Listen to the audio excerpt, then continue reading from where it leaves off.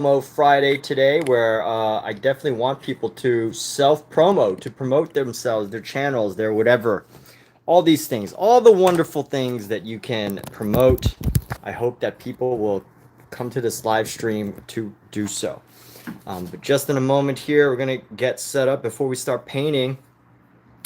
But it's funny. I don't believe in living in a world where people are scared to promote their products, their offers, their art on the internet. And honestly, I feel like we live in a world where it is taboo to promote yourself, right? If you go on a Facebook group and you promote yourself, you'll get banned. If you promote some work on nextdoor.com, your neighbors will call you spam and block you. If you go onto any Reddit group, they allow you to share your work, but so that you can grow their Reddit group, but they don't allow you to promote yourself. And I feel as if that is totally counter to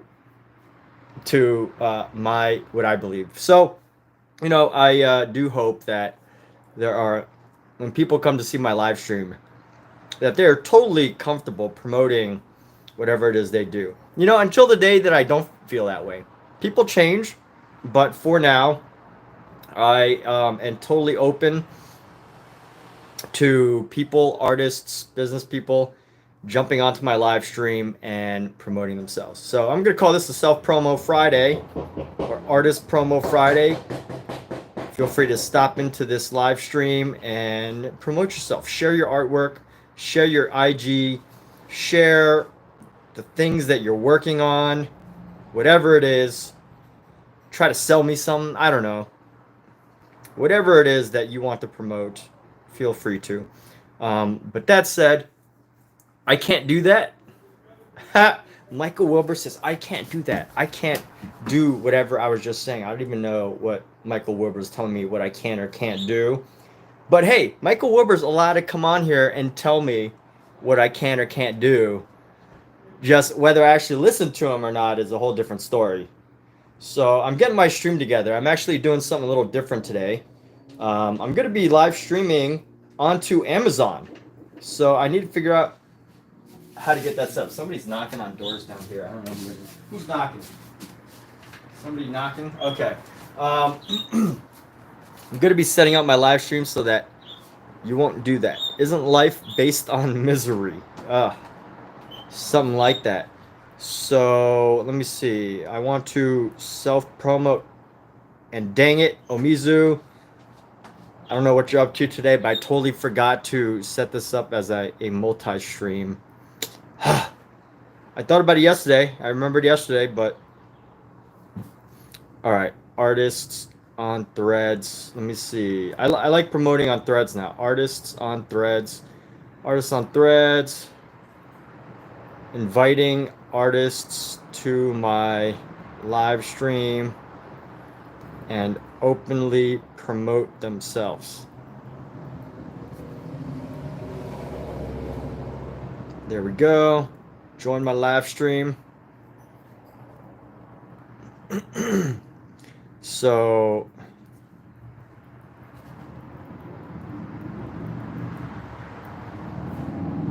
no need to ask, just do it. Michael Wilbur is less miserable than me. What?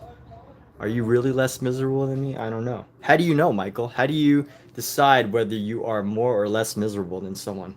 So anyway, let me see. Let me go. So I just discovered that that I can stream Amazon Live from Android. I couldn't do it for years because it was only available to iOS. But now that I can live stream to Amazon, I am free to become who I've always wanted to be, and that is a live salesperson. This was my childhood dream job. I don't think it's as much as it is now. But when I was a kid, I just one of the things I wanted to be was a Navy SEAL. That was like my when I was a kid growing up, But the more realistic job, because I probably did not have the mentality of a Navy SEAL, the more realistic job was my second dream job would have been to be a QVC host, to just like sell stuff on TV, like Billy Mays and stuff. That's like my not dream job, but like you know, that, oh, that would be a cool job. That would be fun to be. Um, but anyway, please provide permission by selecting the Creator app in iOS settings. What does that mean?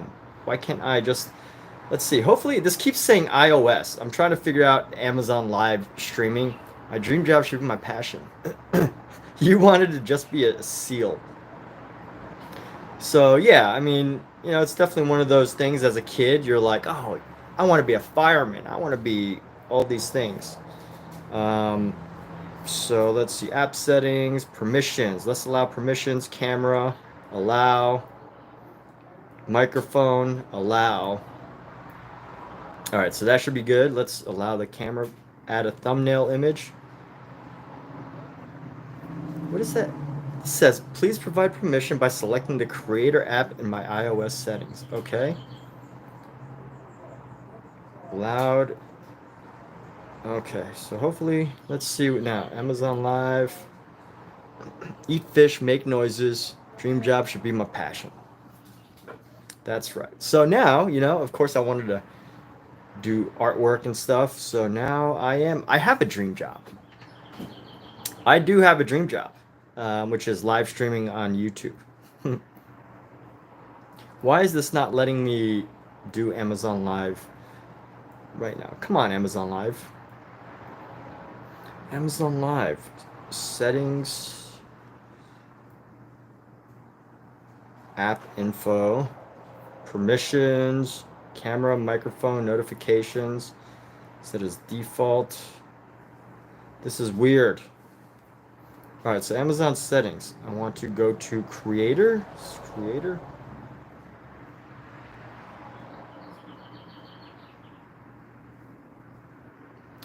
Is that a job though? Live stream painting? You know what? I make some income, so yeah, why not? Mobile data, battery, storage. Okay, memory. You know, what if we just allow all permissions? Yeah, honestly, this should be working.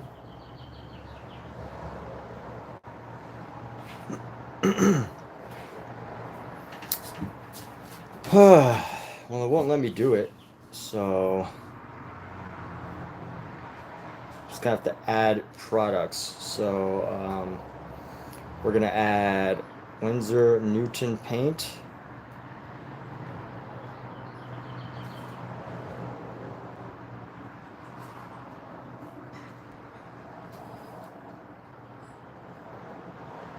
Add to stream. We're gonna add Princeton paintbrushes, oil brush.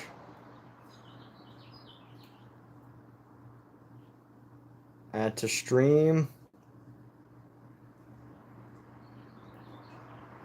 At the stream, we're gonna add French easel,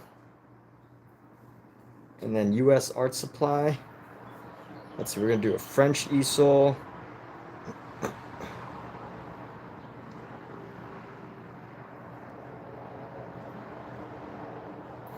And then we're gonna do master.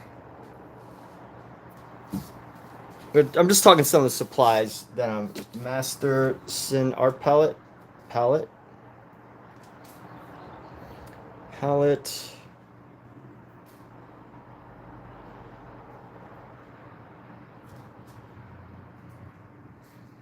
Masterson palette, and let me see what else I can add. Add another one. U.S. Art Supply canvas. U.S. Art Supply canvas. This is a new test. I'm curious to see.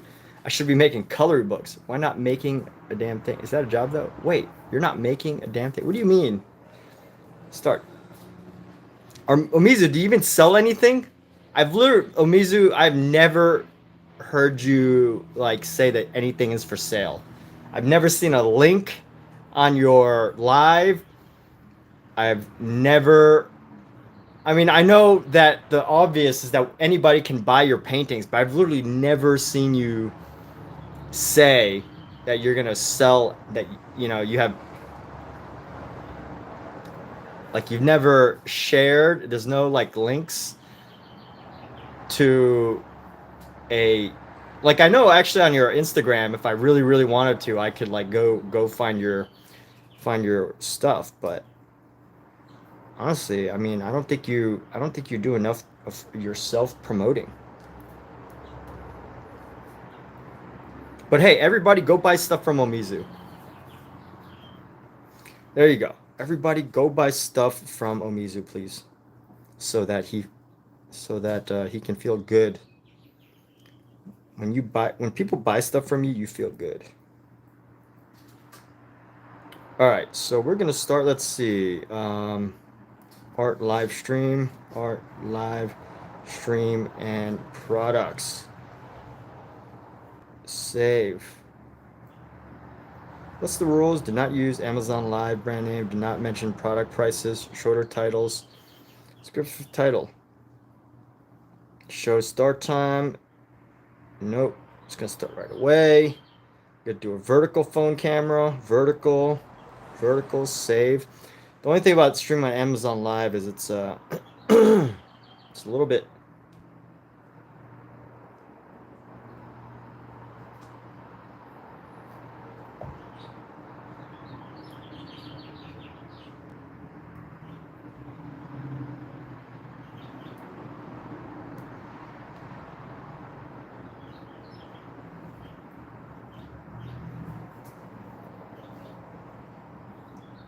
Control vibrations, Google Play, prevent from sleeping, record audio.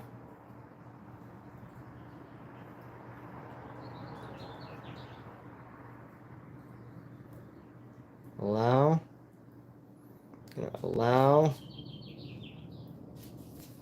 How do I allow it to access? It won't. That's so weird. You know, Amazon, you got some work to do on your app. But let's preview this.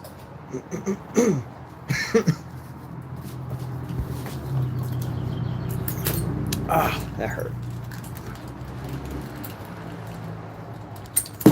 Ah, that hurt too.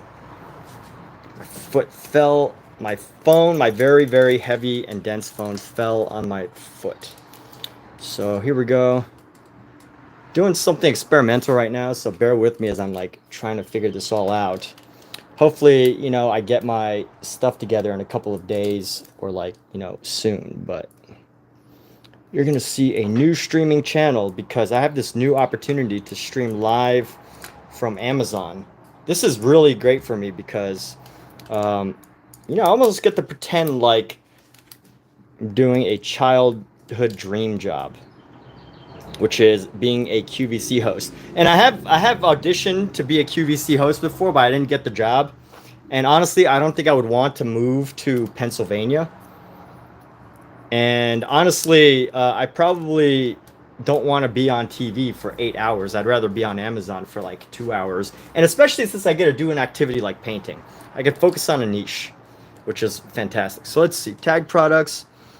Do not direct away from Amazon. Deals may change. Okay, so I cannot direct people away from Amazon.com. That's a rule on Amazon. So let me see. I just got to keep my mouth quiet and not direct people. All right. So I guess I have to be somewhat cognizant of what I say. Why now? So you can see. Keep supporting. Hold my foot up. Take a look at it. All right. Oh, what's going on here?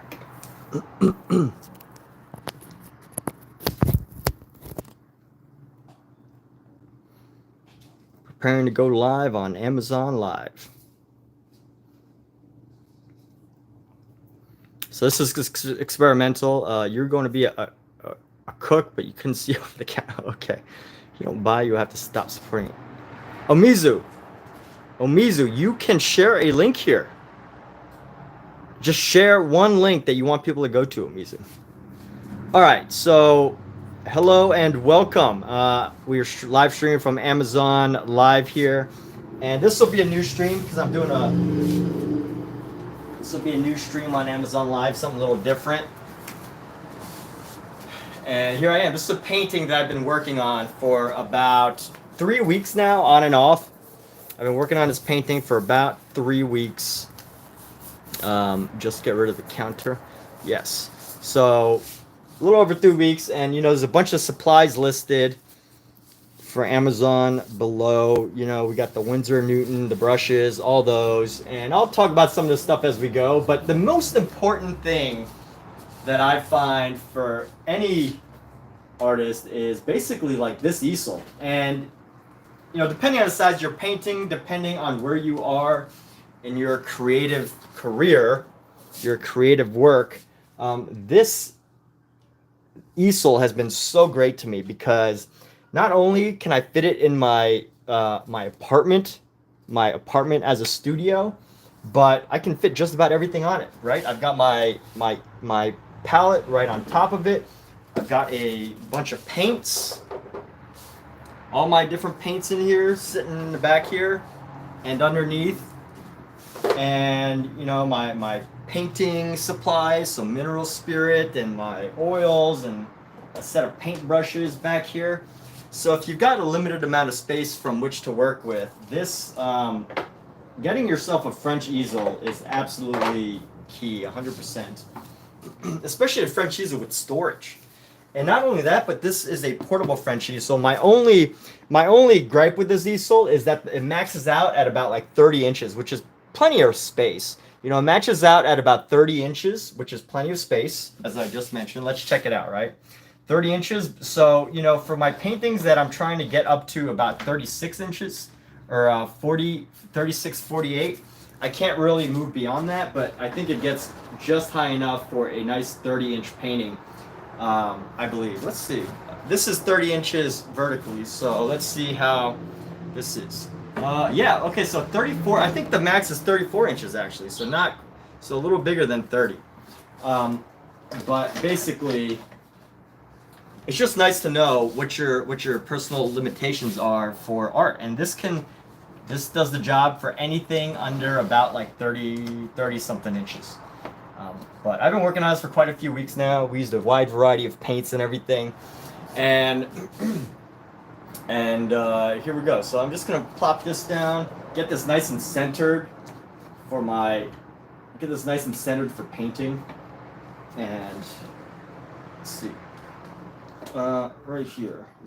I'm gonna push this off into the groove here. So there's like these little grooves here that you can set your paintings on so that it doesn't move.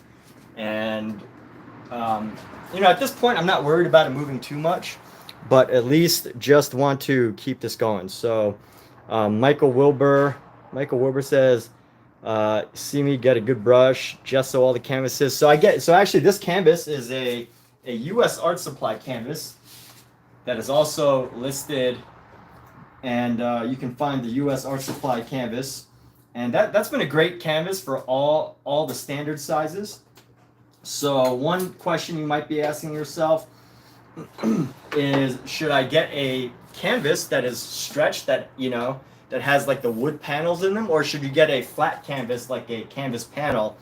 And it all depends, on your preferences. I definitely think that the full-on canvases get more, that it just becomes easier to hang when if you're going to plan to do shows and you want to hang your canvas. It's so much easier to find and like put nails in the back of the wood of these already pre-stretched canvases than it is to do find a frame to actually put a flat panel. So let me share as an example here.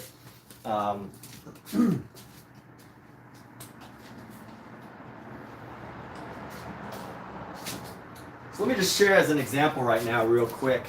If you're going for a flat panel, right? If you want to do a flat panel, you have to find a frame if you want to hang it. So if you want to hang this up on a wall, you have to find a frame that will fit it in between. That could be a challenge sometimes, especially if you get towards bigger canvases. But if you get one that's already got the wood panels along the side, then all you really need to do is put some of the nails in the back, and then string it together with some wire, which makes it way, way, way easier.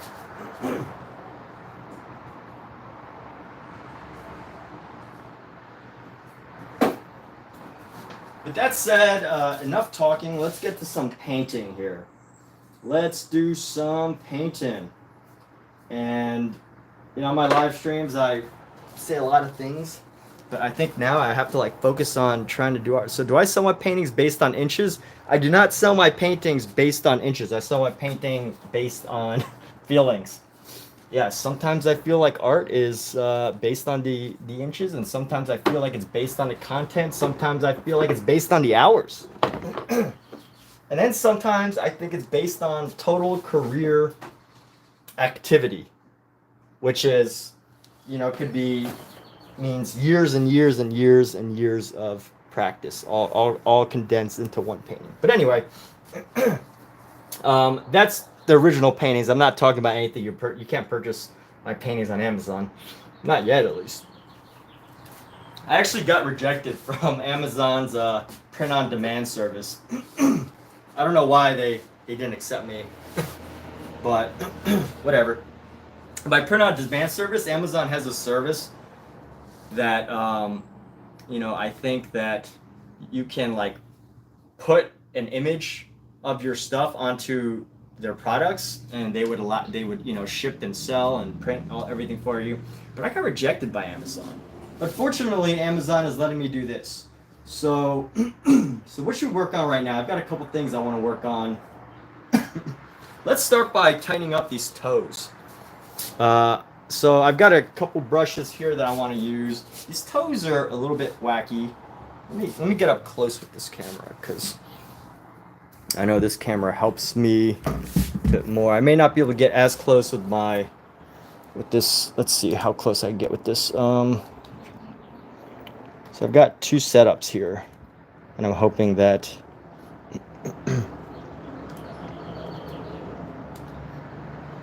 so this is all oil paint. I use a variety of oil paints.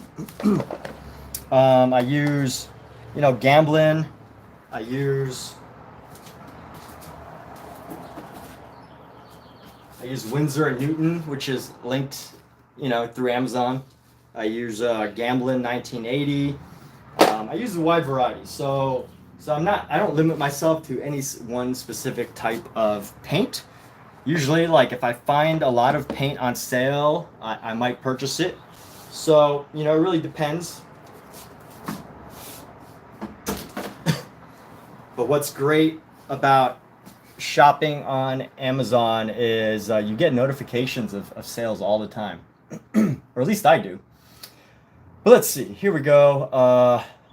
How's this finger looking? I've been working on this hand, and I'm looking at it now, and I'm trying to see how it looks on camera. If it looks okay on camera, I might just keep it.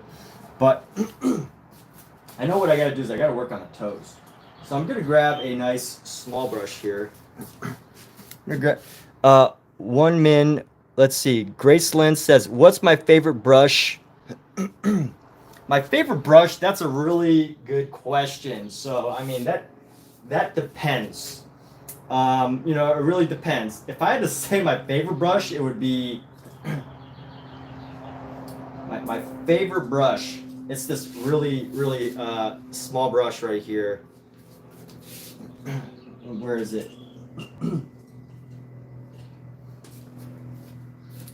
Brush. And I wish, I don't know if I'm saying something wrong here, but I wish they actually said it on Amazon or sold it on Amazon. But I think you can get some of these brushes on Amazon. But Rosemary Co.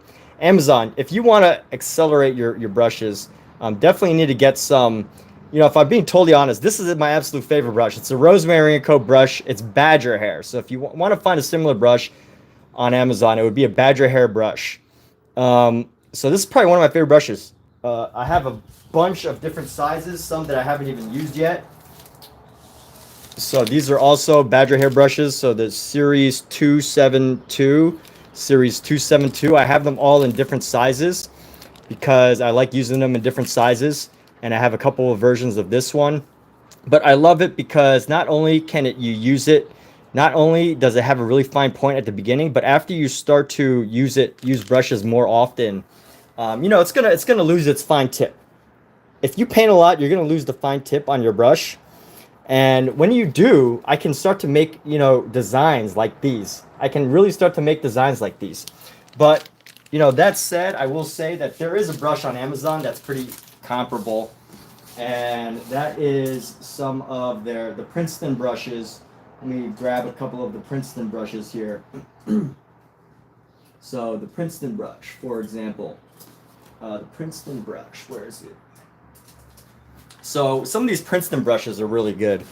I really like these. If you look for the Princeton synthetic fiber brushes, these are really good. So these are synthetic. Usually the bristles are black, so you could tell this is Princeton. I can't forget which exact brand because the name has come off. The paint has come off the brush. But so the thing is I really like brushes that allow me to add this really thick texture.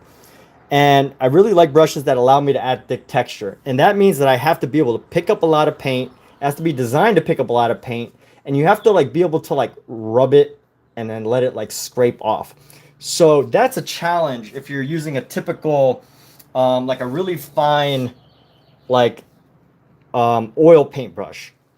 Because if you're using a really like fine oil paintbrush, like the evergreen brushes, if you ever look up evergreen, if you use like an evergreen brush, it's really good for like, you know, adding really subtle shades and colors. But if you want to paint impasto, which is using really thick amounts of paint, you want to use a brush that can hold a lot of paint, at least that surface, and that you could just lay it down in these wide varieties of textures. And sometimes these really fine brushes, the really delicate brushes that are made for classical traditional oil painting, I just don't feel they do it. So it all depends on your painting style. This is a very specific way of doing things when you see all this like textured movement. You know, a lot of this has to do with how you apply the paint, not necessarily the brush. But the brush does help you to add the movement, the dimensions and things. So ultimately, it depends on your painting style, what you're looking to achieve. I do recommend, and these can be found on Amazon, Princeton brand. And there's two major Princeton brushes that, you know, I've used. Is the Princeton, let's see, where's the Princeton Velvet Touch? Yes, Princeton Velvet Touch if you're working smaller. These Princeton Velvet Touch brushes, I sometimes use this for like straight line detail and stuff.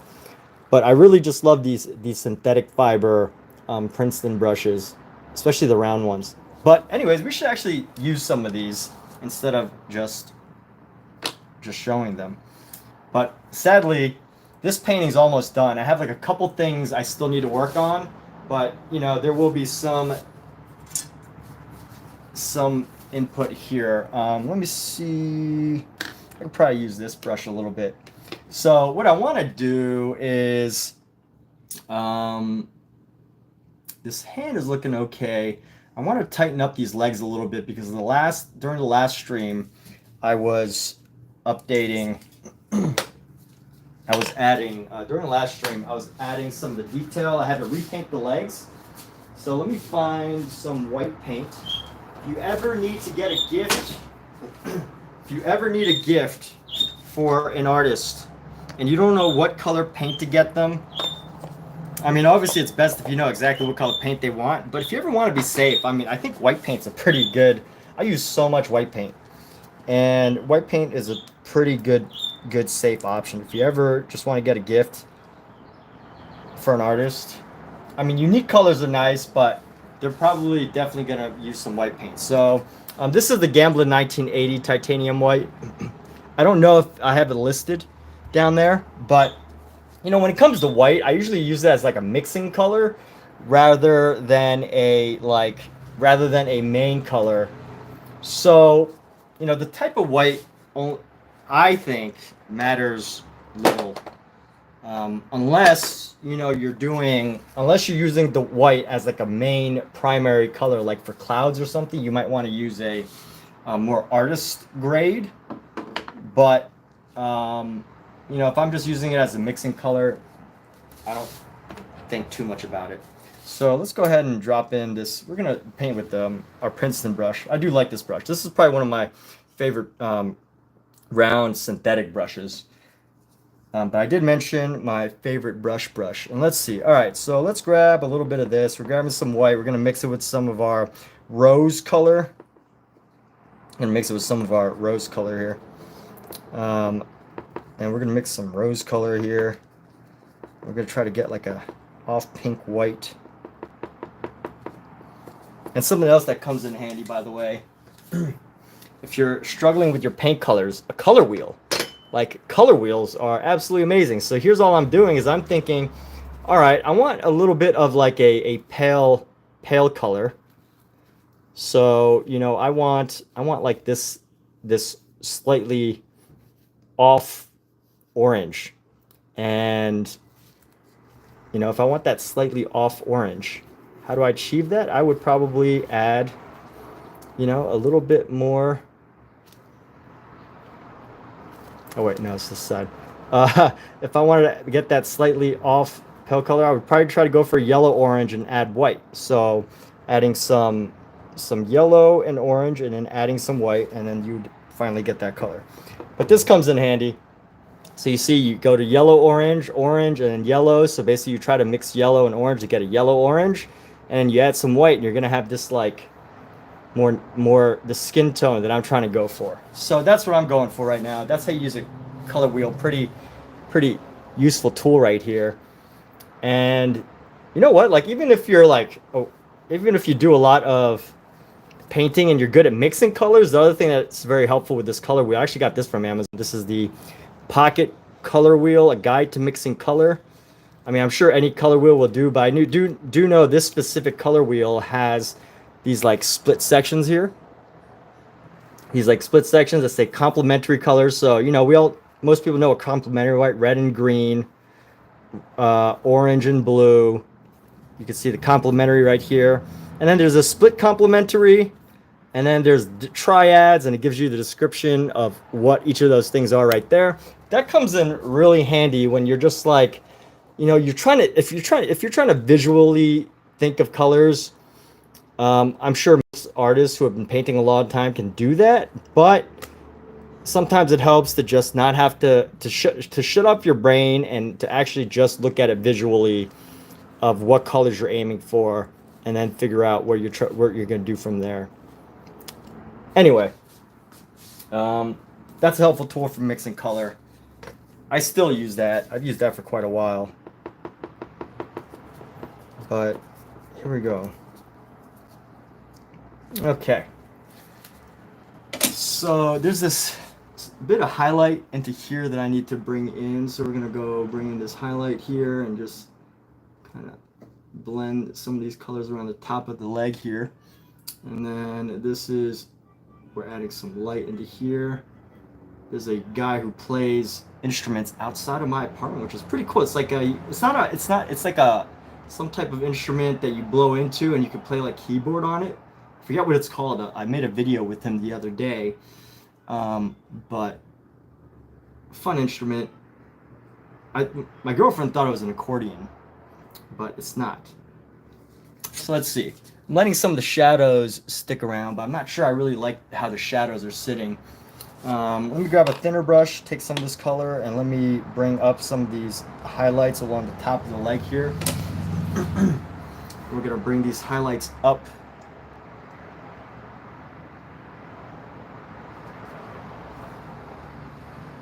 And basically just use a nice little brush and just add these little details.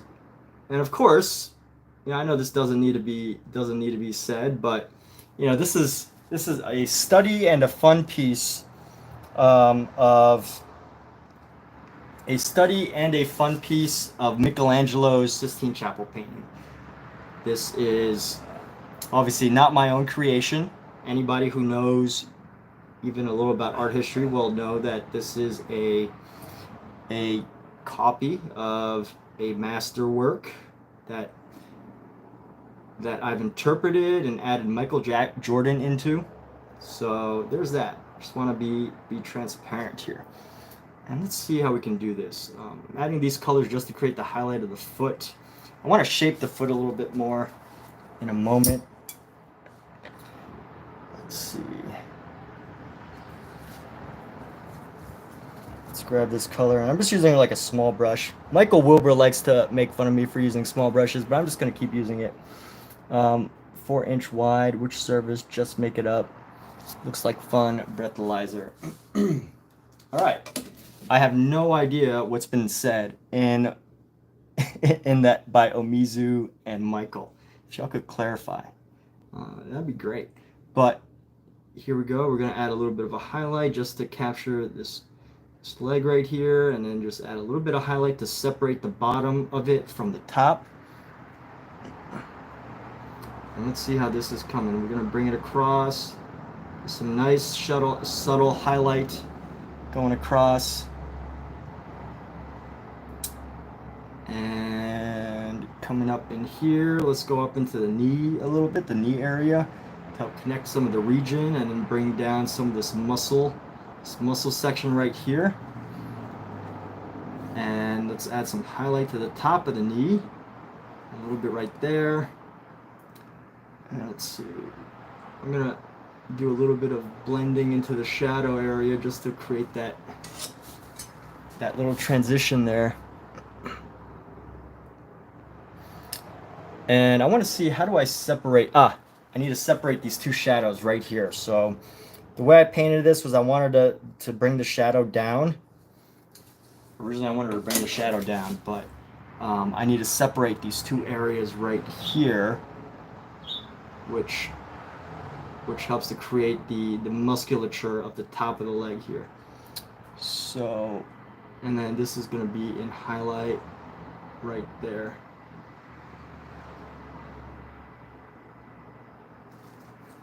And does that separate the leg enough? Yeah, all right, we've got some good separation there. That should be enough. It should be somewhat okay.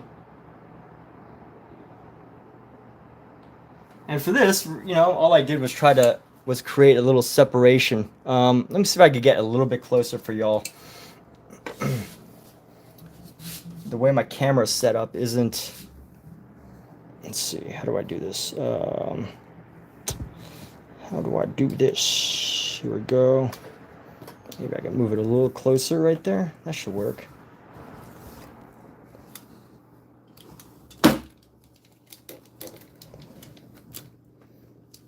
Let me adjust it here. Let's see.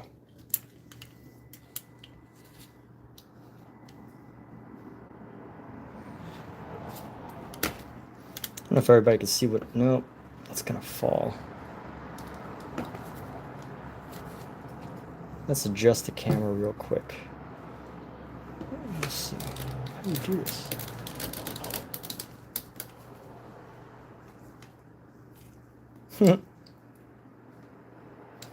Working at the kinks of this stand here. Bear with me as I try to make some adjustments here. Let's see.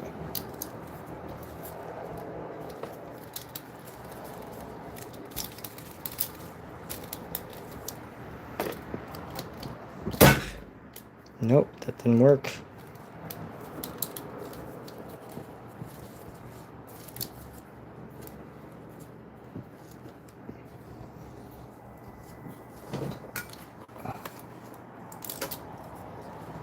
That's a little better. Just want to try to get it nice and a little bit closer, so you can have a better visual of what's going on here.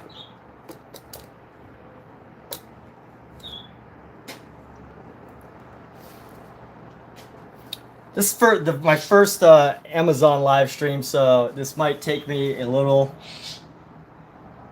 to get used to.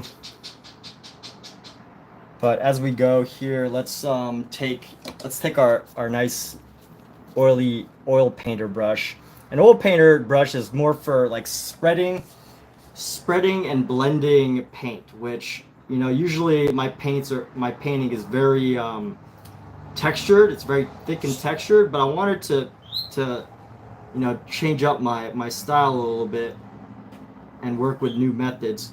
So because of that, you know, this painting specifically has a bit more blending, a bit more of a classic style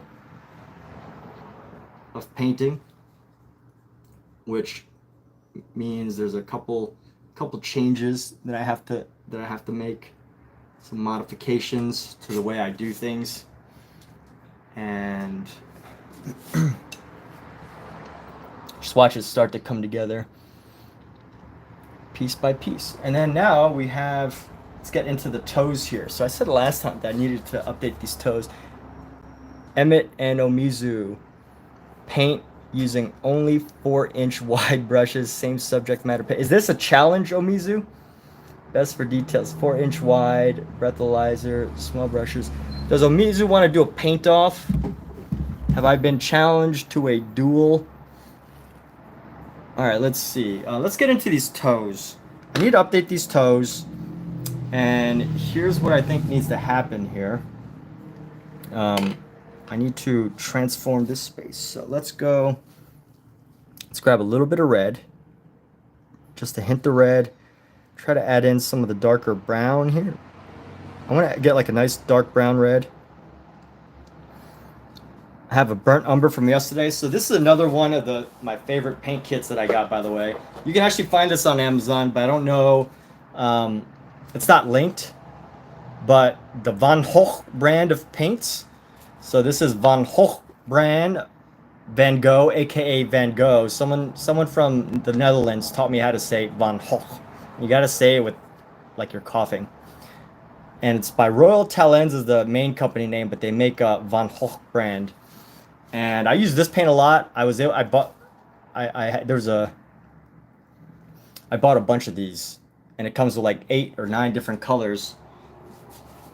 And I had this on here, so I'm mixing some of the red with the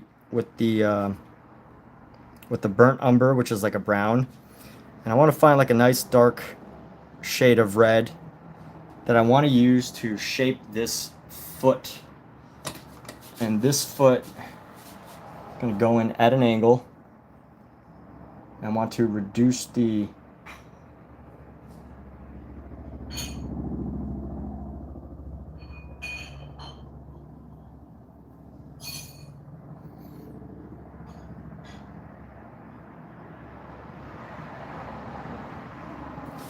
I just want to reduce the shape of this foot a little bit, and then I want to curve this area down as well too to give it more of a foot shape. And as you can see, just going around, let's curve it in a bit more. I think this side can curve in just a bit more, a bit deeper. And then we're going to go around. And let's see, so here we go. We're gonna go around, come into here.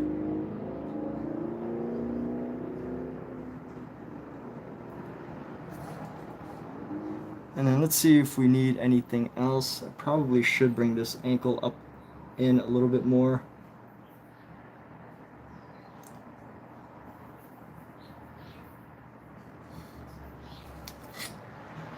And let's see how this can work. I can probably use this color to continue building up a little bit more shadow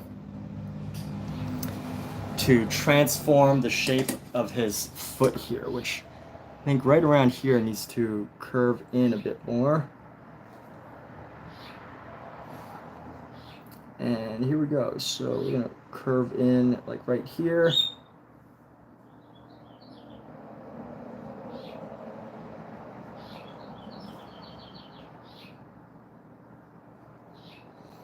And what is up? Let's see. Gotta come in a bit more.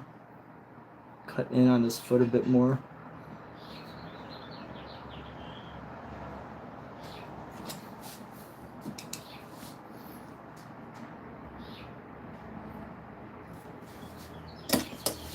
I'm gonna bring this down a little bit into this ankle.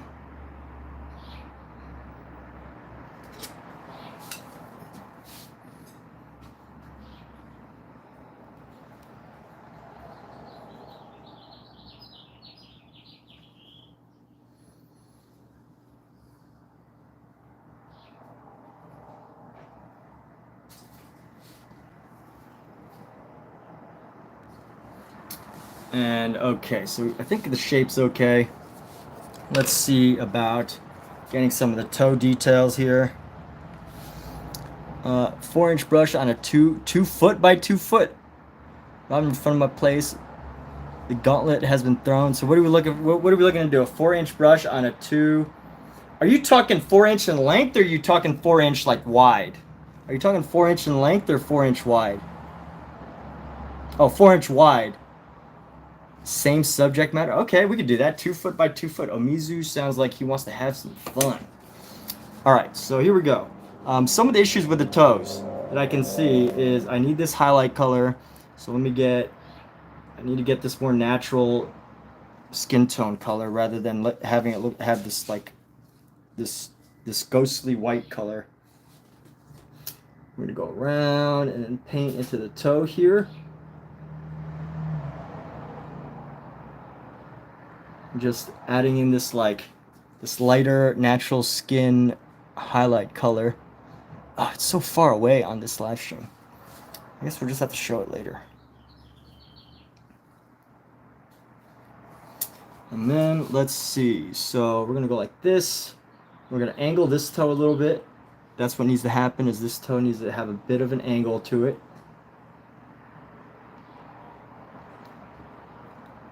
That's a really big toe. You give him a very long toe. And then we're gonna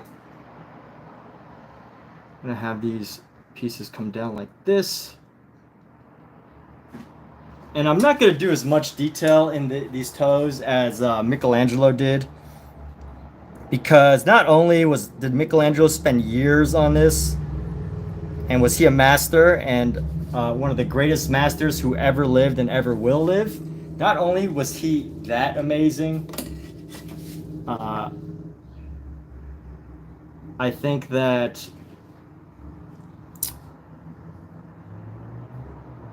I'm not necessarily going to go for that. All right, just throwing that out there. That's not what I'm going for, but I do want to at least capture some of the details that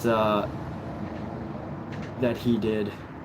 So that's what I'm going for. I'm not overly intent on total similarity. Let's see how this toe's looking. Feet are looking a little better. I think the shadows are a little too dark, but toes are looking a little bit better.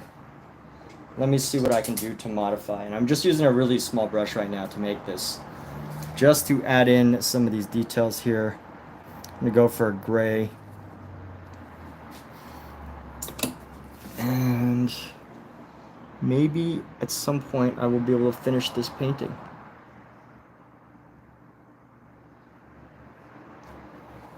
Let's grab this. Why isn't this gray coming off? Here we go.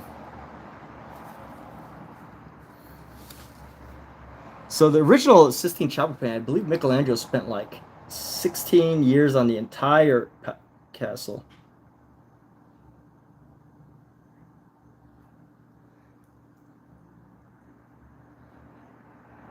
And then this needs to be rounded a little bit, so.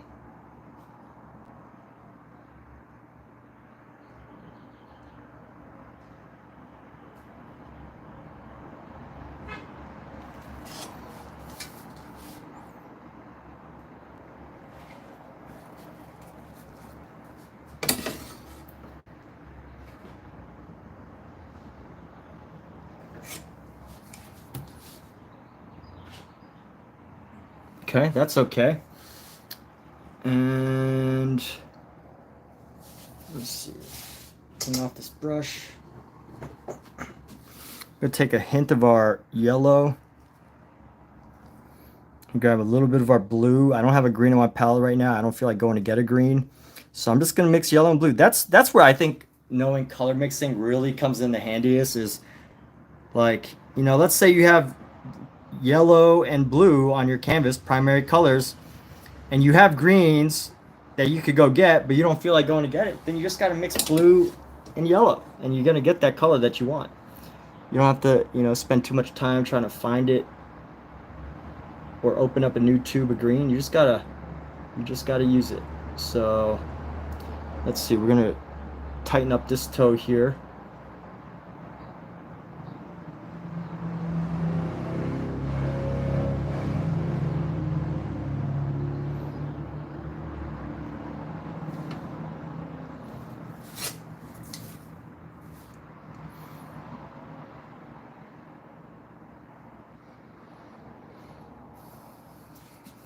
And then let me see about grabbing a much smaller brush, 48-inch square canvas using only a liner brush.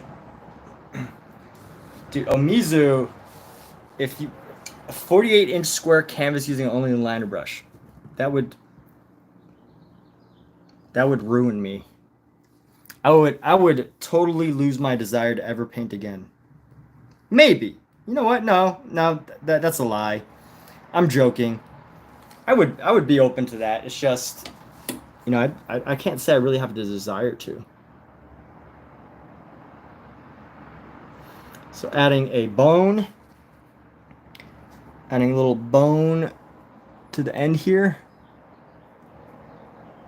and then a nice little bone right there. And let's come down and bring this up a little bit.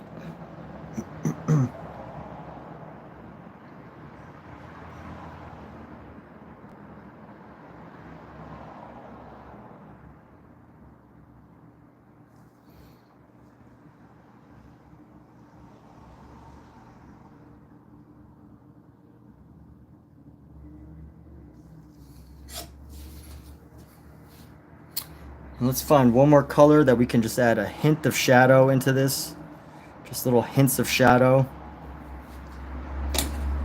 And we're just gonna go like into here a little bit, into there, and then into the bottom of the foot as it curves around. So just help give the foot a little bit more shape. I want to give it to the front of the foot here.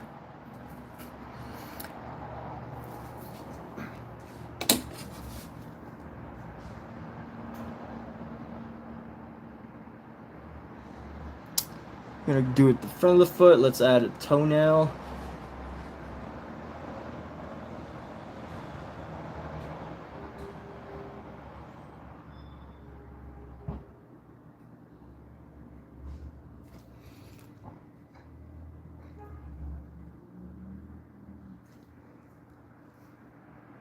Yeah, when it comes to trying to paint, doing like a master copy, you know, my goal is not to be as good or better than the master. I mean, I guess people should try to achieve that, but you know, my goal is to just do a good job, right? Just do a good job, and I think things will fall into place. But sadly, this image, how does the foot look from that angle? I don't know. How's the foot looking from there? Looks okay, right? Like you could see the foot. I'm trying to see where my shadows are. Okay. I think the foot's looking okay. What I should work on now is the other part of the foot. I haven't really been challenged, not accepted. Yo, I haven't really been painted if I haven't been. Omizu, you are outrageous today. Omizu is on a roll of outrageousness. Omizu's outrageousness. So let's add a little bit of highlight into this section right here. We're going to go ahead and just paint in some of the highlights here.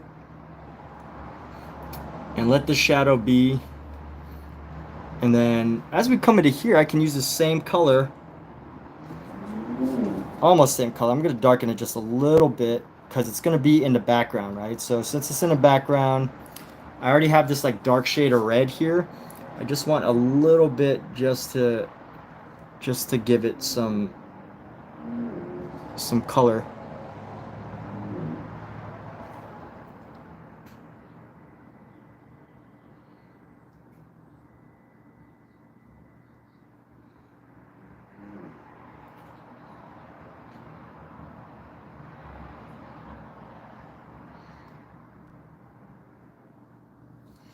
And then let's get a toe going. And we're going to get another toe. And then another 3, 1, 2, 1, 2, 3, 4, and 1, 2, 3, Oh my goodness. So I'm looking at the original painting, and it almost looks like Michelangelo gave God 6 toes. 1, 2, 3, 4, 5, 6 by accident. Okay, here's a fun reveal, by the way, people. If you go look at the original painting of the Sistine Chapel, and you look at God's feet, and I don't want to offend anybody using that word, but because I know some people don't like when people say it. I don't know, but if you look at God's feet as it was painted on the original Sistine Chapel, it almost looks like his back foot has 6 toes. 1, 2, 3, 4, 5, 6. So there's a fun fact for you.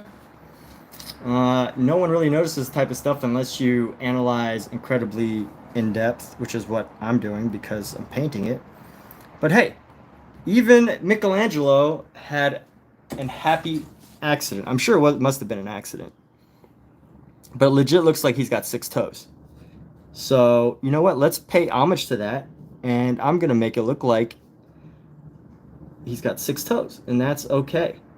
That's okay because Michelangelo did it. And nobody will ever question a master. You know, it's funny. I was doing this drawing. So I had this drawing series. And this is just a funny observation when it comes to painting, art, etc. Is... You know, when you're a master, no one really questions you. I'm not saying I'm a master, but I was sharing a drawing that I copied from another artist, and someone was analyzing. They're like, "Oh, this, and this is so wrong," and then they went to go look at the original drawing from the master, and they're like, "Oh wow, it's like totally accurate. It's like almost exactly the same," because it had all these things like the angle and the perspective was a little off. So I just find it this interesting thing that people give masters a lot of leeway for mistakes, which, you know, I think the thing that us mere mortals can really enjoy about that idea is that it's okay to have happy accidents. It's okay to make mistakes. So I'm just really building up the colors here on top of the foot. And let's go, let's grab my favorite brush, which I mentioned earlier. Where is it? Did I put it with all these? Yes, I did. So one of my favorite brushes, I love badger hair brushes. And so we're just gonna brush in and through some of this color here just to give it the layer of color.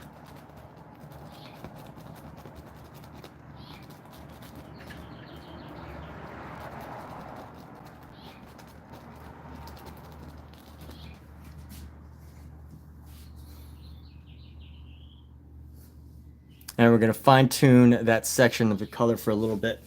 Let's see, I think that this leg looks okay. You know, it's okay that this is a little bit darker, a little bit of a different shade, because that's the way it is. That's the way it is in the original painting. So I haven't really painted it. Yes. All right. Omizu, did that really happen? It's a true story? Wow, that sounds horrible. What did you do? Hopefully you did something. Hopefully you didn't just let the day go by without any revenge.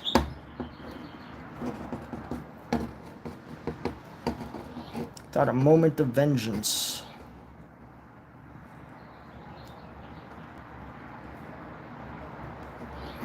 Alright, so let's see how we can... Oops. What's a good color for this?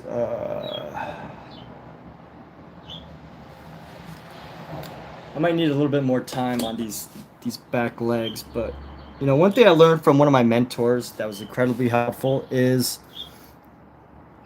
especially when it comes to oil painting, I know a lot of people are scared of oil painting because it takes so long to dry, but I have found that fact to be absolutely wonderful. I know there's a handful of people that have told me like, oh, you're using oil painting, like I heard it takes forever to dry, like, and that scares me, that it takes a long time to dry. But honestly, I think that's one of the best parts of oil painting, because for two reasons. One, Well, maybe even 3, maybe even more. But the first major reason is this fact that, you know, if you're painting, then you have the opportunity to really like move color around, right? Like if you're painting, you have the opportunity to like mix colors and really manipulate the paint until you are content with it.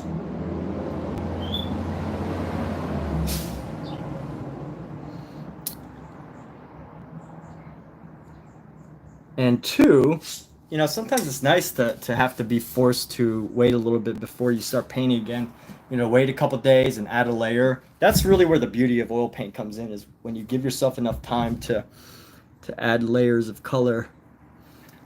And I'm not really happy with how these feet are turning out. But here's the beauty of oil paint is you could keep working it and working it until you finally get it. You just keep working it and working it. You do it weeks, months. Now here's how you can actually save time though. If you want to save time on oil painting, if you become a super professional and you're getting commissions left and right and all over, what you're going to want to do is you're going to want to like master the very, very first step, which is the sketch. And by master, I mean you're going to want to develop your own system from which to create the most perfect sketch possible that allows you to create the most accurate painting as possible as quickly as possible. Because if you don't do that, you're going to spend a lot of time like fixing and painting over areas that don't really need to be painted over if you get it right the first time. However, my style is much looser, or at least when I say style, I mean my personal habits and preferences for painting.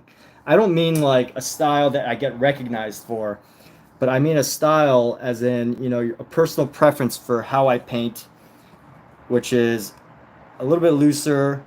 You know, I prefer to keep my initial sketch fairly loose.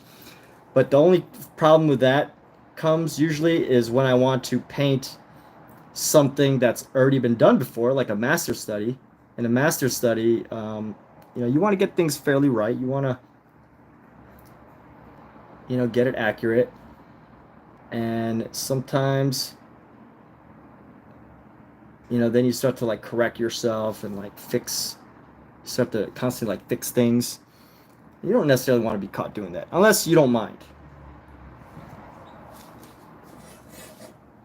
But definitely during my live streams, I share, you know, the right, you know, the generally accepted way versus, you know, how I sometimes often do things. So, let's see, how's this going? I think this foot looks okay, but I just got to figure out how to just make this foot look just right. Still some element of it that is just not clicking right now. Maybe add a little bit of a highlight into the shadow here.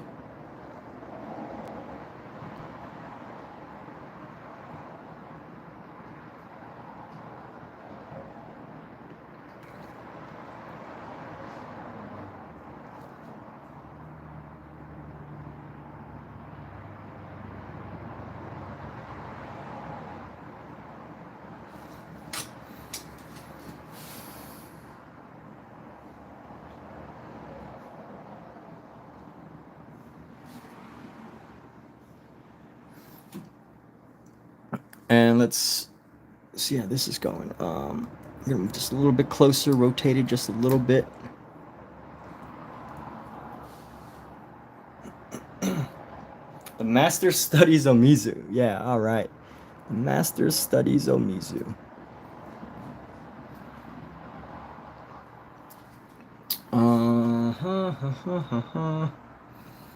Let's see how I can do this. What else needs to be done? His toes are going okay.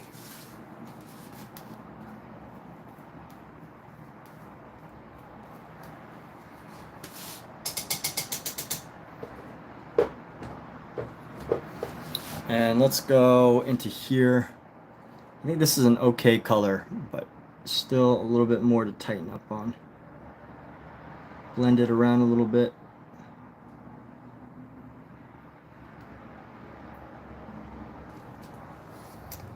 I'm gonna use a small brush here. Try to go in with a nice shadow. I'm gonna go in.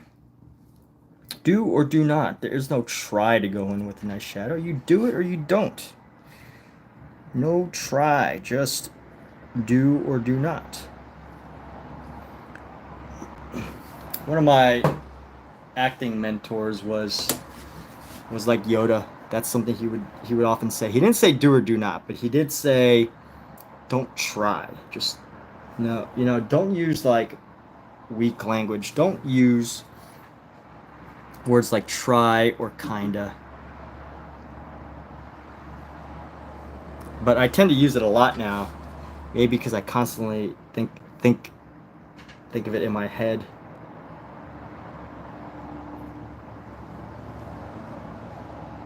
Wonderful, wonderful acting teacher, Ranjiv. The Ranjiv. And here we go. We're going to go across. Going to try to keep some roundness in the toes.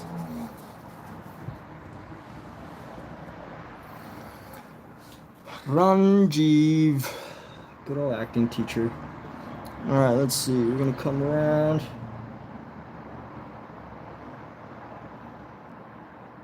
Like that. And then let's go add some shadow coming up.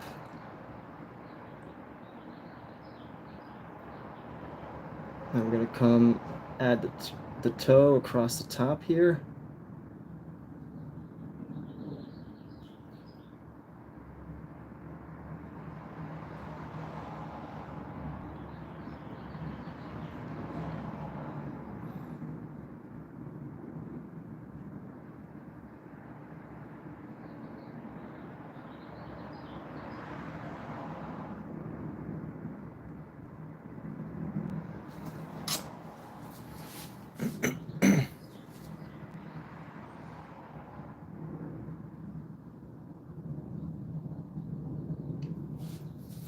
Let's see how these toes are looking. Can y'all see that?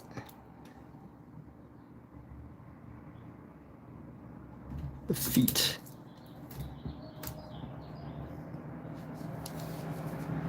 Huh.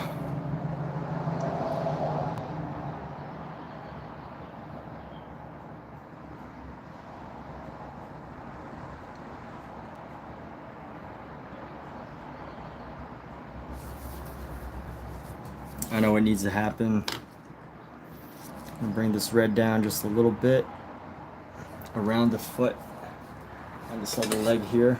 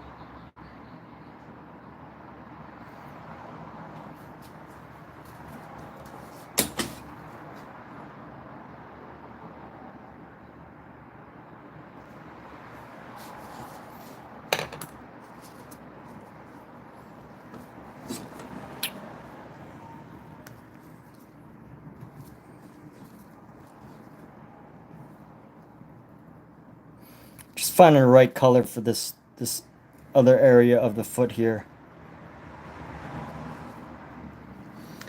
Let's try to find the right color for this other area.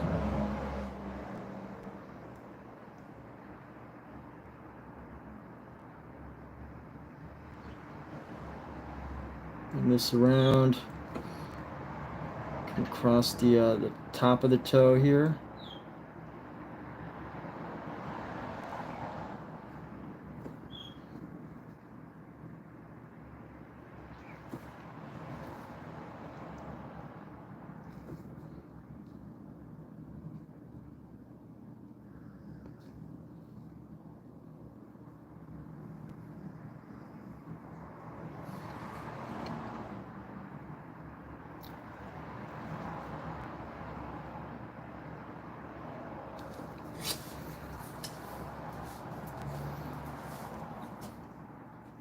passed the master. Omizu is giving me the torch of the master. Wow. I am so lucky. Omizu has passed me the torch of the master painter, the master artist. The master artist.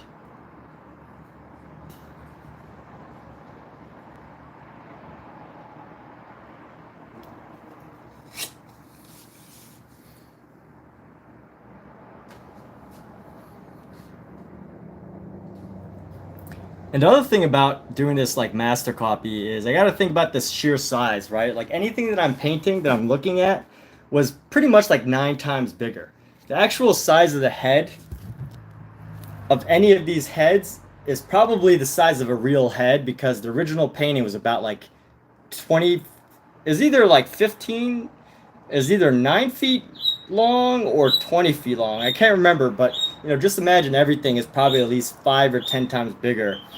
And you know, when you're trying to, when you're painting big, you have the opportunity to like, I'm not saying that it's easier, it would be easier to paint the Sistine Chapel if it was bigger. You know, Michelangelo had tremendous amount of skill. It was done in fresco, which means everything you did had to be done accurately the first time, because you had to do it before the plaster was dry.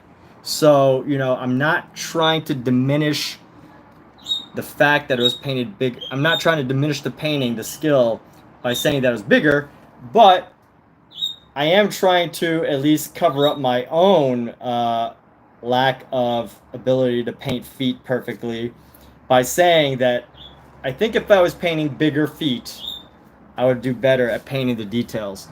Because, you know, if you've got feet that are like, you know, this big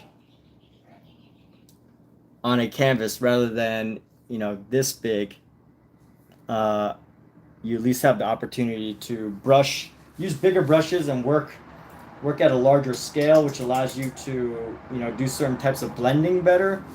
Whereas right now I kind of have to depend on just micro blending, which is really annoying. But that is one thing, you know, if you want to work bigger,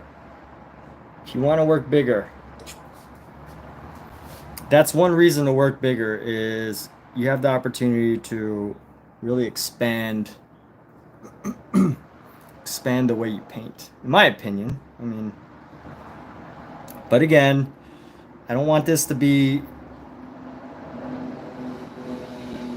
misconstrued as, you know, this would be easier if it was bigger, just that certain things would go more smoothly.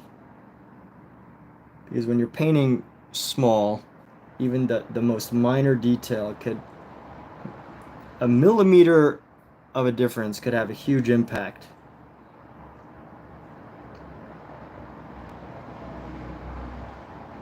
I think when you're painting bigger, you know, you can see the impact, but maybe not so much.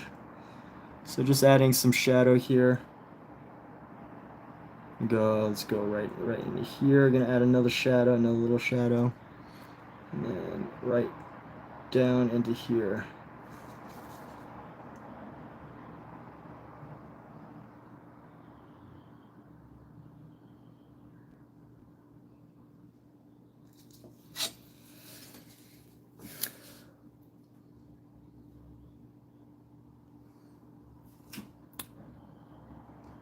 So how's this going? How much time do I really want to spend on the foot? I don't know. Let's grab another brush. So right now what I'm thinking, and I'm going to share all of my thoughts. Right now what I'm thinking is I need a brush that's going to allow me to not just lay down the color, but to like, you know, blend them together a little bit. So I want a brush that I could just like dab onto the surface.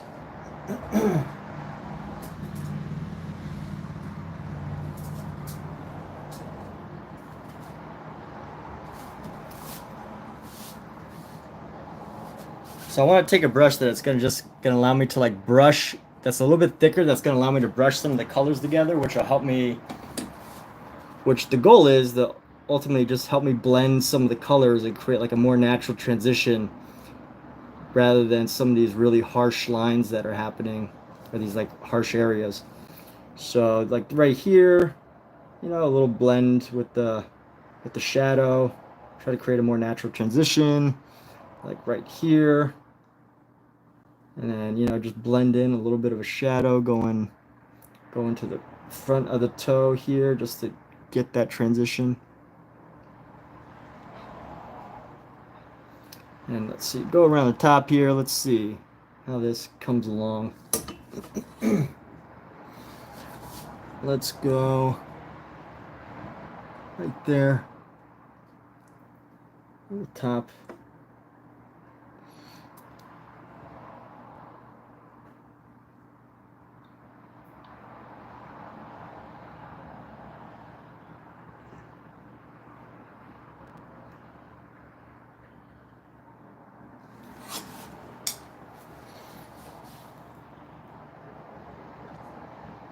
And honestly, it's looking a lot better. I need to add a little bit more color into this area here. And just add a little bit of a highlight, just a tiny bit of a highlight. So this brush is just big enough, is just wide enough that it gives me the opportunity to blend in some parts a little better, rather than leaving a big glob of paint, right? Like this, I just want some more subtle shading, some more subtle transition, and just to give it a hint of color. And this is just going to give you this like really subtle light difference to try and like match subtle change in the skin color from light to shadow. I don't want to overpower the shadow. I want to keep the shadow there, but this is just going to help me to make it more subtle.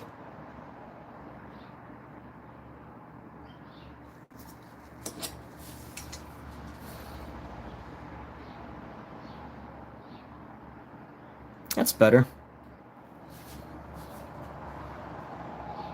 Let's see here. Okay, so that's good. And by good, I mean good enough for my purposes. Which, you know, looking at the big picture, the whole concept of this painting, the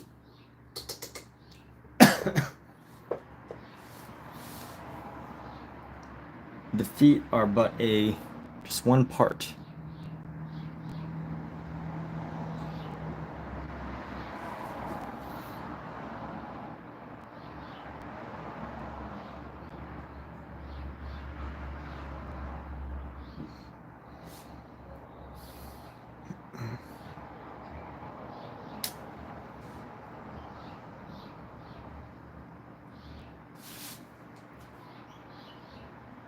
You know what? I see something with the fingers here that I think would use a nice touch up. So on the fingers, let's get a little closer. You can see some of the fingers are disappearing into the background. I think right now might be a good time to actually bring back some of those highlights. So that's what I'm going to do right now, is we're going to aim to bring back some of these highlights. And we're going to use our yellow red that we found earlier. Yellow and red make a yellow or red orange, or a orange. Yellow and red make an orange. We're going for a yellowish orange, and then we're going to whiten it by a lot. So just mixing colors, and earlier I mentioned the use of a color wheel that comes in really handy. So color wheels come in really handy. By the way, I don't have a pre-written like speech of everything I do. I just kind of wing it. So my live streams are not really tutorials. This is not really a way to learn how to paint as much as it is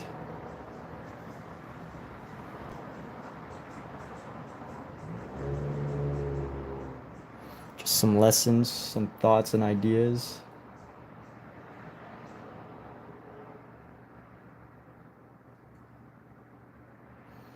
This is just going to add some nice highlights to the tip of the hand.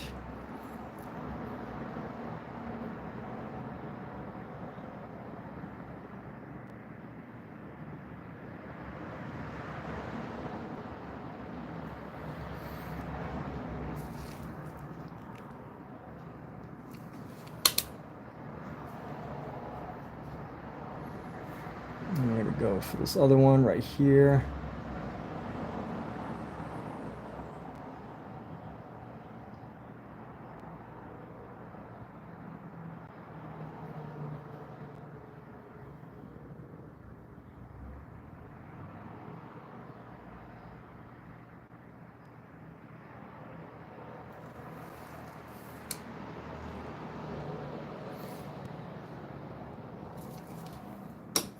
Let's see where else we can use this highlight right on the tip here.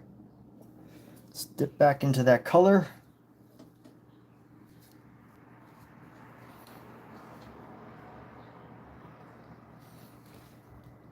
Right along the tips of the fingers.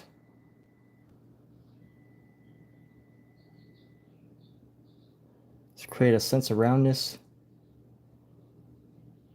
And these hands are actually a little bit more disproportionate than the in the actual painting. The proportions are a little different.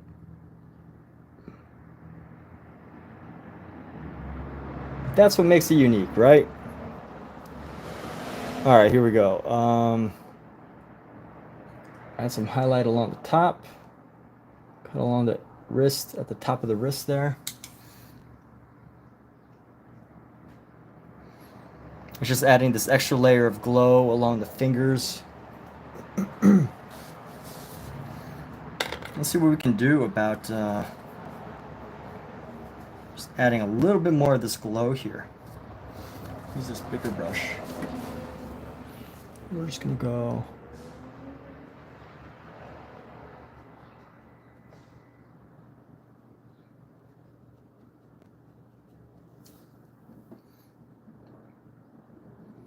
some subtle transitions here. And then a little bit right into here.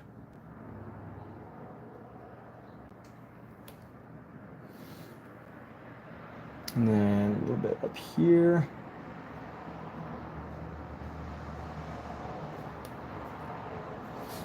And then a little highlight along this right area right here. Let's create a nice little difference, add that extra glow. And then I'm going to take a smaller brush to aim to blend in what's going on here. So I'm actually going to wipe the paint off and try to keep this brush pretty unpainted, to have not too much paint on it. I just want to like smooth out these areas. Oops.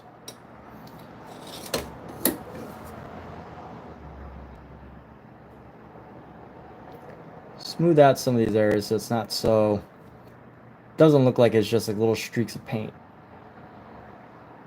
even though they are.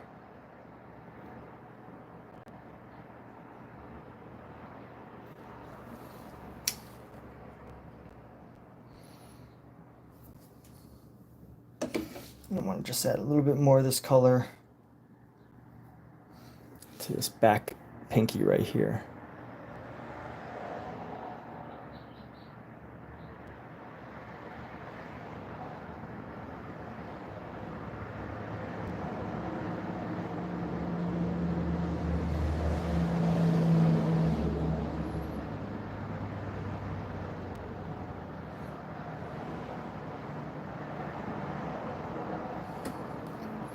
And that's pretty good. I'm liking it. I am liking it. So blend this in a little bit, add down a little bit like this.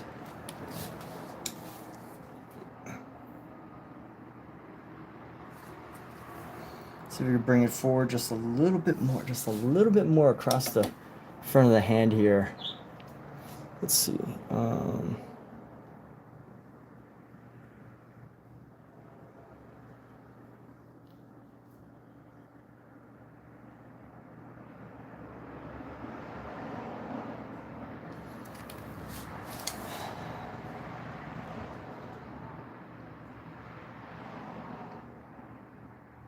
All right, I don't want to spend too much time rendering just the hand because there's so many other things that are going to have some important details.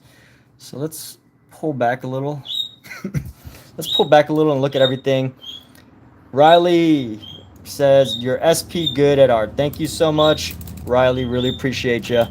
You too can be good at art. I highly recommend. You know, if someone was to say like, what's your one thought around getting good at art, and it would be this. It would be based on a book title. Actually, there's a book that you could get on Amazon, but you don't really need to get it. I mean, you could get it. You don't have to, because the answer is in the title, and the book is "Be Obsessed or Be Average" by Grant Cardone. It's an amazing book. The secret to the book is pretty much in the title. And honestly, it was probably one of the guiding philosophies I used to reach this point in painting. You know, so if you think it's good, thank you. And you know, just sharing some thoughts about books on Amazon. Well, and it's not an art book, but it is a book on human performance. It is a book on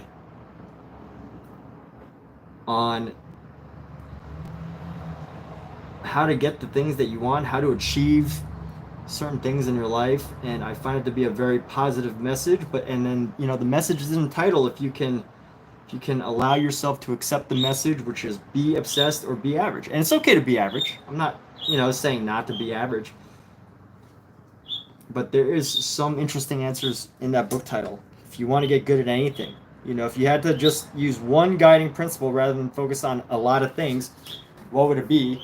How did I get this point?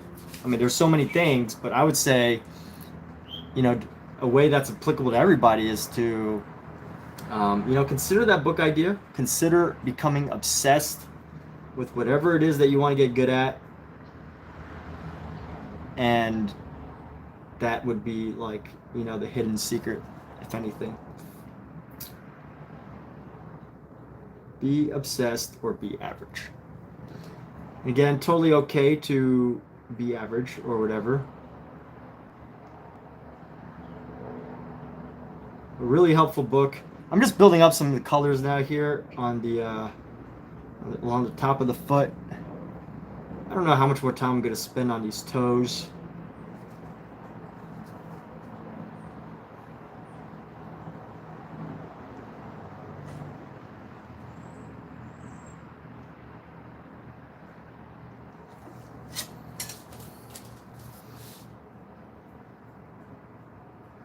Maybe render subtle color or hue. Maria Elisangela. Ah, paintings always gets better further. Michelangelo. Yes, thank you. Take care, Maria. Color hues can be hard to manage. Yes, subtle color and hues can definitely be hard to manage. So that's what I'm struggling with on the foot. But let's get to the hand here. So the second hand here, I think I did okay on the first hand. I think we're okay on the very front hand, but I want to focus on this hand up here. And you know, let's work on that a little bit. What color do I have on this? I got a good shadow color here, so let's go into here and let's just stabilize the color by brushing these in. Eliminate some of the shadow a little bit, and then let's go to here.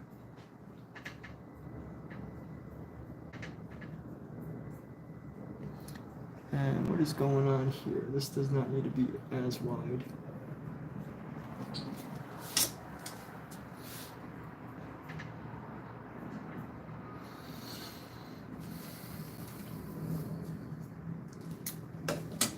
Let's see, maybe reduce that. There we go.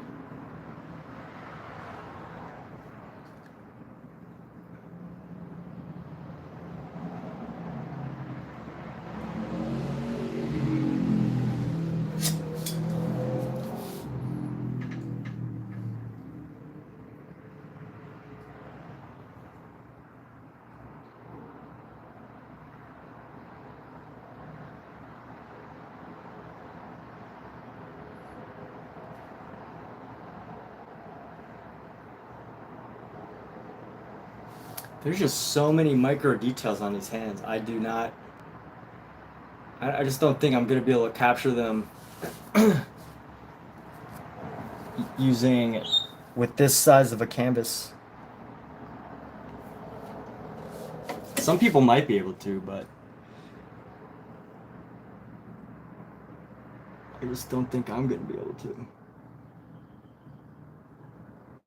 So I'm pretty much just going to call this almost complete here.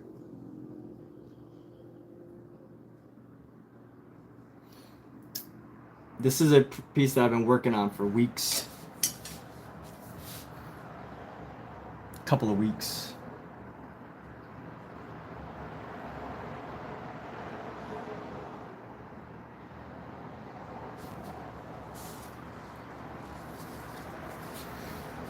Let me add a bit more of a yellow red here.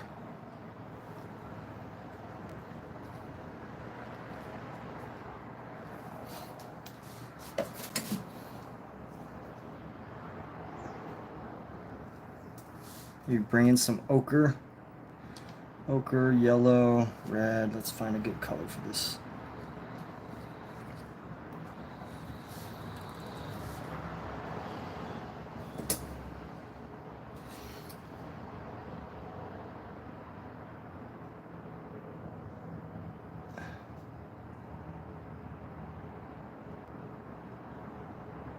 But yeah, highly recommend that reading. Be Obsessed or Be Average. Highly recommend it for anyone. Like, whether you want to get better at your job or make more money, or you want to pursue a new hobby and get really good at it really fast. I mean, I really think that the title Be Obsessed or Be Average is absolutely probably one of the greatest book titles ever, because it's one of those things. It's like, hey, you don't need to read my book. If you can go out and go after it, if you can go out and just take this title, you can do something with it, right? You can become good or great at anything you go after. I just love that book title. Be Obsessed or Be Average. Like, it's just absolutely brilliant. And it's just such a simple rule to live by, right? Like, if I ever feel stuck when it comes to artwork, if I ever feel stuck or like uncertain of what to do next, I just think, am I being obsessed with it? Do I have an unhealthy relationship with artwork? Yes, I have an unhealthy relationship with artwork. I have a very unhealthy relationship with artwork. I don't recommend it for everybody, by the way. It's not... Well, I recommended the book for everybody, but I don't recommend like being obsessed with art for everybody. Simply not for everybody. Not everyone needs to. But if you really have that desire to get good at it, I think the answer really is truly in that book. Be Obsessed or Be Average.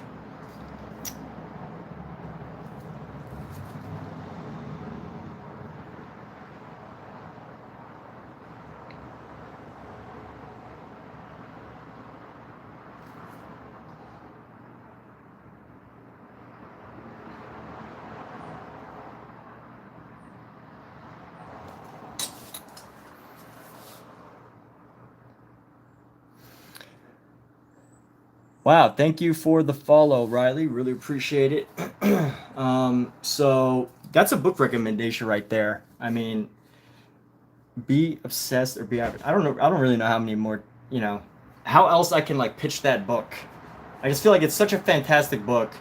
And, to me, the answer is obvious, like in the title, right? It's like, if you want to get good at anything, if you want to improve your work on any activity, what do you have to do, right? Like, are you being obsessed enough with it?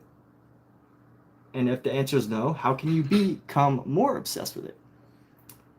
And at some point, right, you got to decide, like, what's healthy, what's a healthy level of obsession, and what's an unhealthy level of obsession. Got to figure that out.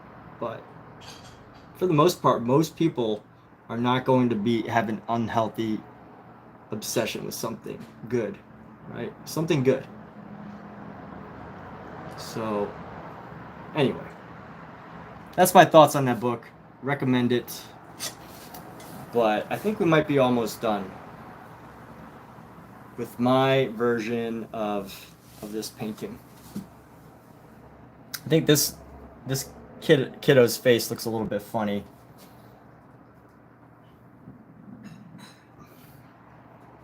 think what I need is a hint of red, just a little pop of red somewhere.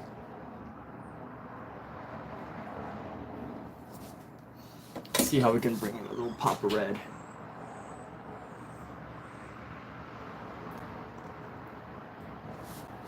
Need to be bolder with that red. Let's do a little bit more red.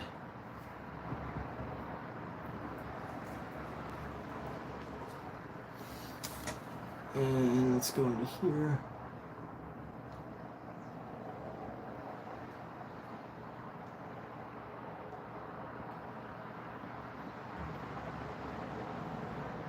Go around the cheek here.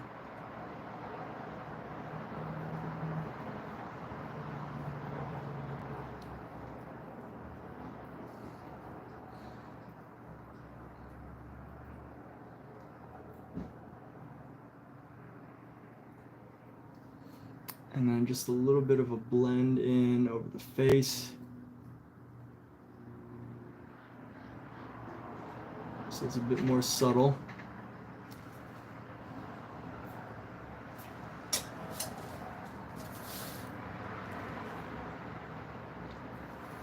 So his face a little bit more subtle. This angle is so funny. Oh, that's a little bit of a better angle, but I'm depending on it to stay on my table, not fall off. Let's see how I can do this.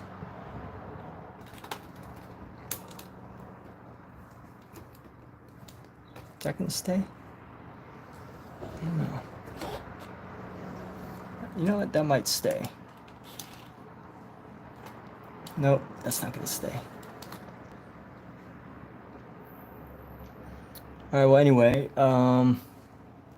we've tightened our details. Let's see if we can add some more, just a hint of highlight along the top of the face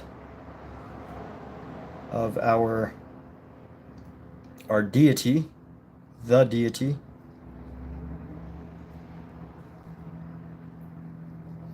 The deity known as the G.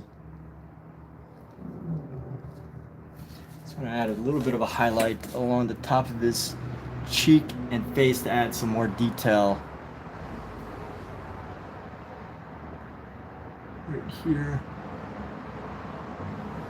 Just to give him some, stronger musculature. A little highlight across the top of the ear. Just a tiny bit, just the tiniest little bits of highlight in certain parts of the body.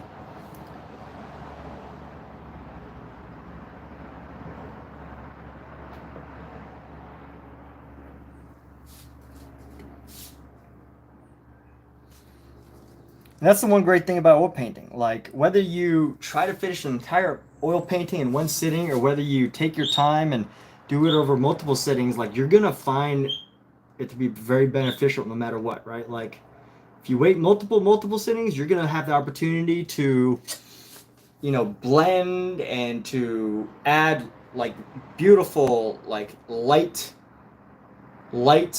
and shine and color variation on top of the painting if you do multiple sessions the traditional layering way. Or if you don't feel like doing that waiting, you can learn alla prima. I didn't do this alla prima, but you could do alla prima, and when you paint alla prima, you get the majority of it in one sitting. And when you do that, the awesome part about oil paint is it takes a while to dry. And that means that you can move and push and pull and move paint around as much as you want for hours and hours and hours. And, really gives you the opportunity to work with the paint without worrying about it drying too quickly, which I know a lot of acrylic painters have to deal with, is that fact that, acrylic dries really fast. So if you're not fast enough, you're gonna have some challenges. If you're not fast enough with acrylic, I'm sure you can do the same thing, right? Like add a lustrous color, a vibrant color, even after it's dried.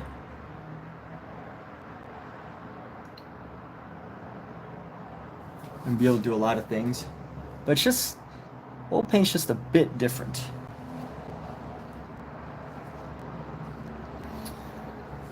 Just a bit different, people.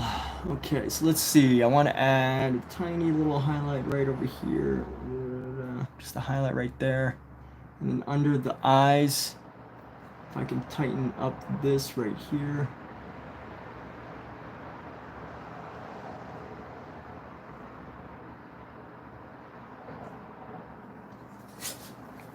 I see, it was looking like he was wearing makeup a moment ago.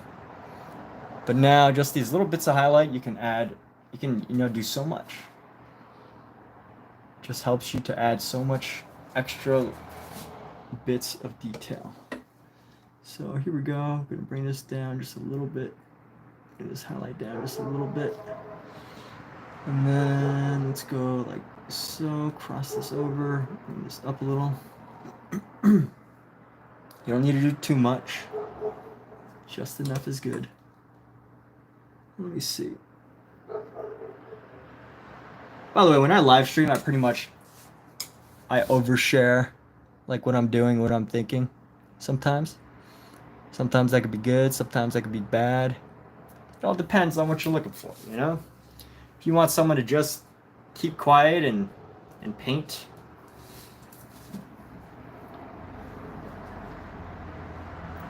I don't know. But I do share a lot of what I'm thinking. Mistakes. I share when I'm not feeling good about a painting. I share when I am. But the reality of painting, yes, that's right. When I first started streaming, I would realize that I'm talking to myself for like hours because no one was watching my other streams.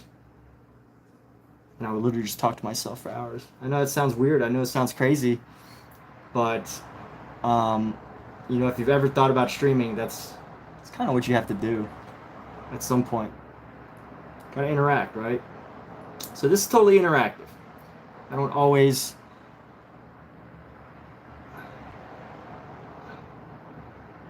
can't interact with every single conversation, but I'll do my best if you have questions.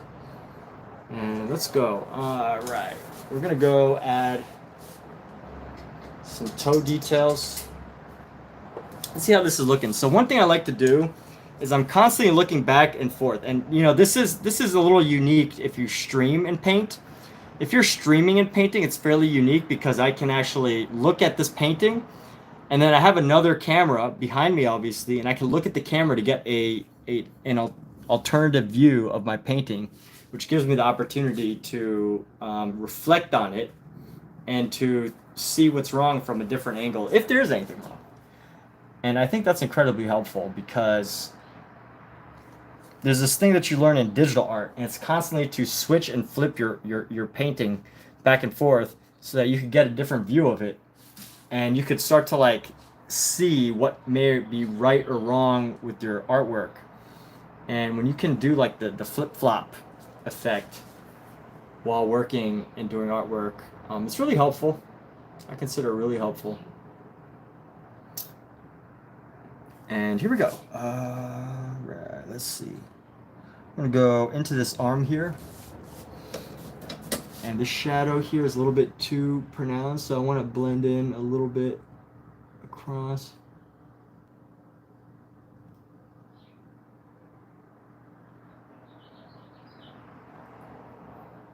Want to paint it up a little bit.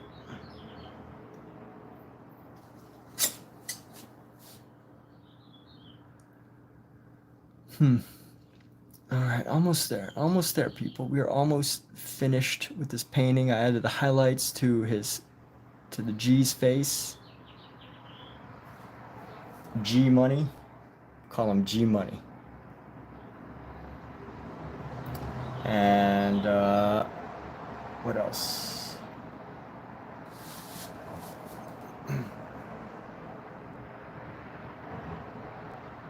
You know what I could do now? I think the details of his clothes are good. Oh, you know what I do want to do? Maybe pull away from the face a little bit. and do a little touch up of our good old MJ here. See if there's Michael Jordan, the man, the legend, the greatest athlete of our time, at least one of them. We're gonna do a little touch up of him. Let's see. How's that going? All I know is I need to do the basketball. I've always got to act like I have an audience. Right, Omizu, thank you. So I often stream with other streamers, and they share amazing wisdom like Omizu Paints. Omizu Paints is always sharing amazing wisdom. Amazing wisdom. Sometimes you gotta act like you have an audience, even when you might not. Oh, and here's some details I'm missing. But you know, I might keep this pretty plain with the blue. Should I or should I not add these other details? Actually, I think we need to separate some of the details. Wow. Thank goodness I'm looking at this now, because I have some details that definitely need to be put in. So that's what we're going to do here. Let's start with a red stripe. Actually, you know what? I want to do some of the black stripes along the basketball. So that's what we're going to do. Let's grab our black here.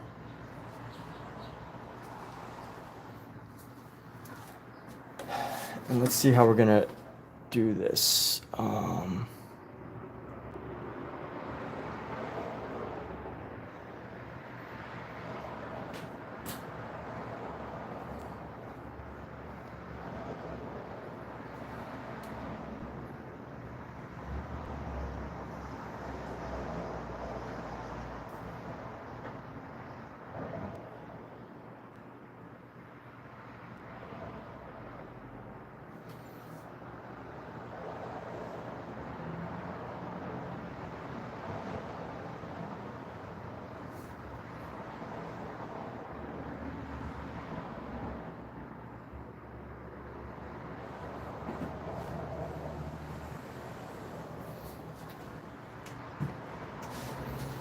Okay, and let's go do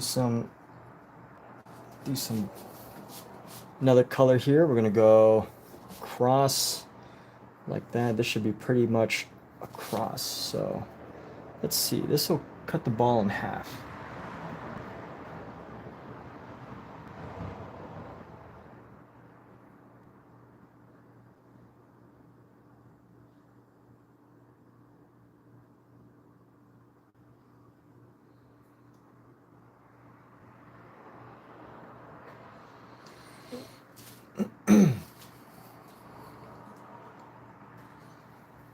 And then let's grab some more black for our line here. And then we're gonna go across the front.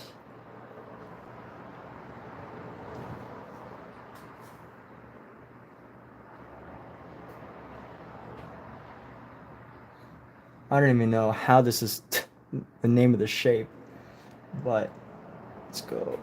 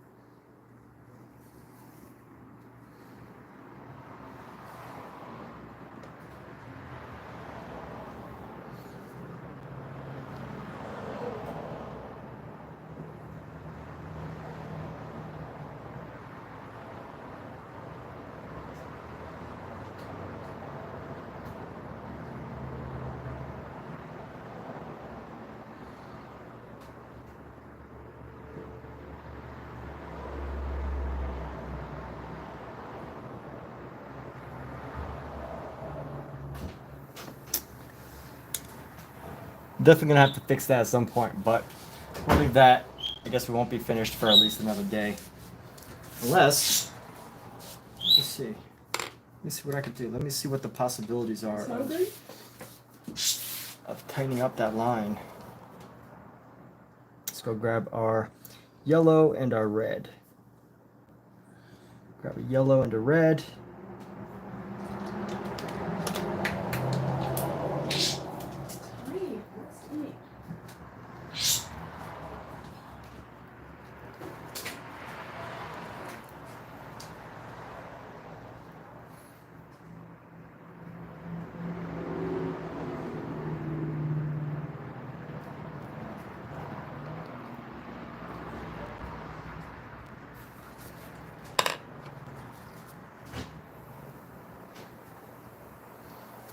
Let's see.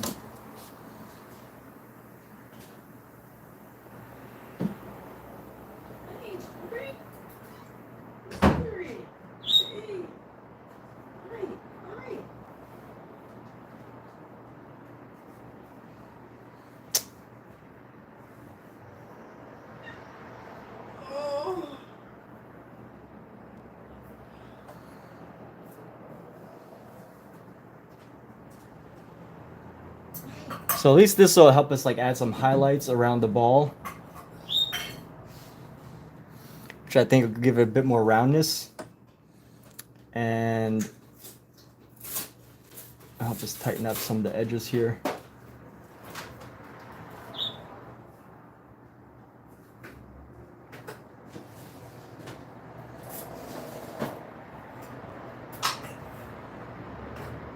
Let's see.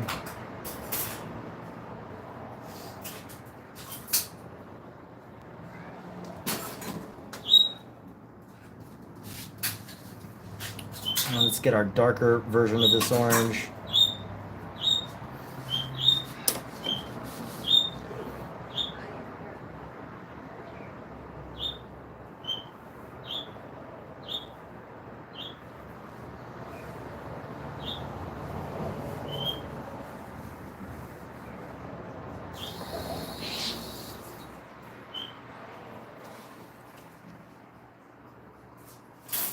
You can find a bit more red.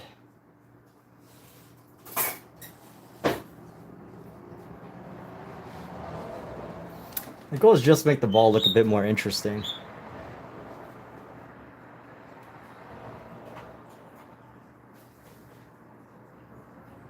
Because if it's just a plain old round orange ball, it's, you know, it kind of... With the rest of the painting having so much detail,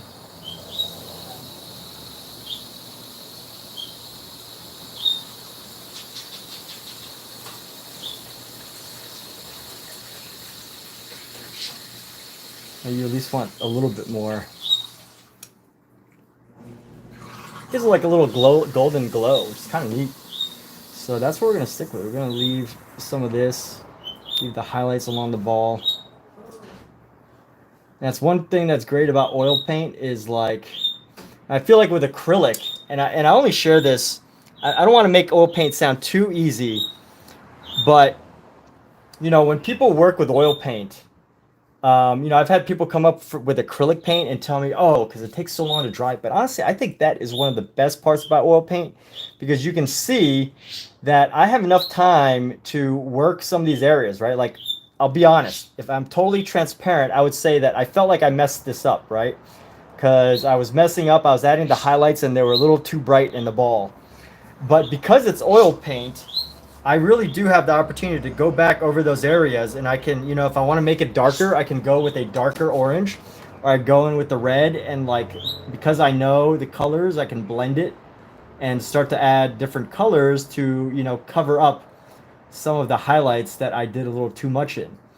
And, you know, if I know how the colors are going to work together with paint, then I know that certain things will work out a certain way. But I think with acrylic, what happens is, you know, it'll dry, and then once it's dry, you're kind of stuck with that, whatever you had in that spot. And you could paint over it, but sometimes, you know, it might shine through still or whatever.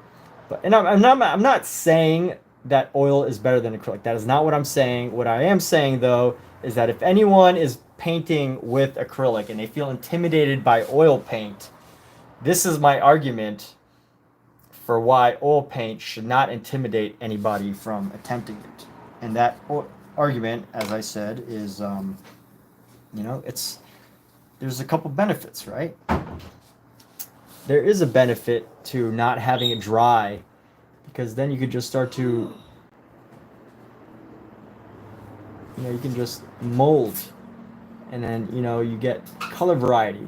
But the only intimidating thing, the only thing that really needs to be watched out for is knowing that you do have to know your color mixing, right? Because if I have red on here and it's dry because of acrylic, then I could paint over it with blue. I believe, I don't use acrylic, but I believe that if this was red and it dried with acrylic, I could paint over it with blue. But because this is wet right now, this is wet, red, if I do blue, it's going to turn into a purple. So you do have to have like some color theory while you're, you know, oil painting, especially if it's still wet. But it's not something that should be intimidating or limiting or anything like that. So anyways, that's that. But somebody, I noticed somebody, not you, case closed, just now says not him or not her or other, case closed. All right. Well, I don't know what case we're talking about, but so it looks like somebody has, yeah, so somebody has, congratulations on whoever has gone forth in their art painting career and purchased something. Congratulations. You know, I think anytime someone does an action that moves them in a direction of what they want to do is worth celebrating. You know, like getting a gym membership. Getting a gym membership is worth celebrating. Especially if your goal is to exercise and work out and to be exercise. But here we go. We're gonna go paint some extra details into our Michael Jordan here. Paint some more details. Let's go right like this. So we need a nice bright red. I need a nice fine tip brush. Speaking of which, just some updates on what we're doing here. Now's a good little time to take a break because I'm going to add some new details. But what are we using here? Let's talk about some of the things that we're using to make this all happen. Now, the most important thing, I think, of all the supplies here, all the materials that I'm using is, first and foremost, see how far I can push this back without blocking the camera. Okay, let me move this camera back. Yes, I am doing a few streams on a few different platforms, so let's go. First and foremost, I think the most important thing is this easel that I have right here. So let me try to show the easel. There we go. Easel. So this easel not only allows me to hold my palette, so this is a special sealable palette. You can find it in some of the recommended products below, but this is a sealable palette, which is fantastic for oil paints. There's a glass palette in here with a neutral gray, which allows you to look at the colors all differently. Now, it's a little bit messy right now, but this allows you to look at the colors on top of a neutral palette. Of course, this is not a good demo right now because I have to scrape off these colors at some point. So you just have to know where your colors are. But the gray, it is a gray glass that allows you to have a neutral surface upon which to match colors. And on top of this, it's a sealable palette. So this is the Masterson sealable palette. Masterson, aka Masterson. And especially for oil painters, this doesn't really apply to acrylic painters because it's going to dry no matter what if you're acrylic. But if you're an oil painter, this will help your painting. This sealable palette will help your paint last at least a couple more days, if not like an entire week. And then I think the most valuable thing here is this. If you live in a smaller studio or an apartment or something and you want to paint, you're going to need an easel. And this easel has been so great because not only is it portable, you can close it up and take it with you. it fits, I believe, up to like about 36 inches of a painting. So you got a lot of room. If you're starting to work small and you think you're going to want to work bigger one day, this is only 20 inches right now. This is 20 inches. But I believe, I think we did a measurement earlier and it fixed up to like 34 inches, I believe.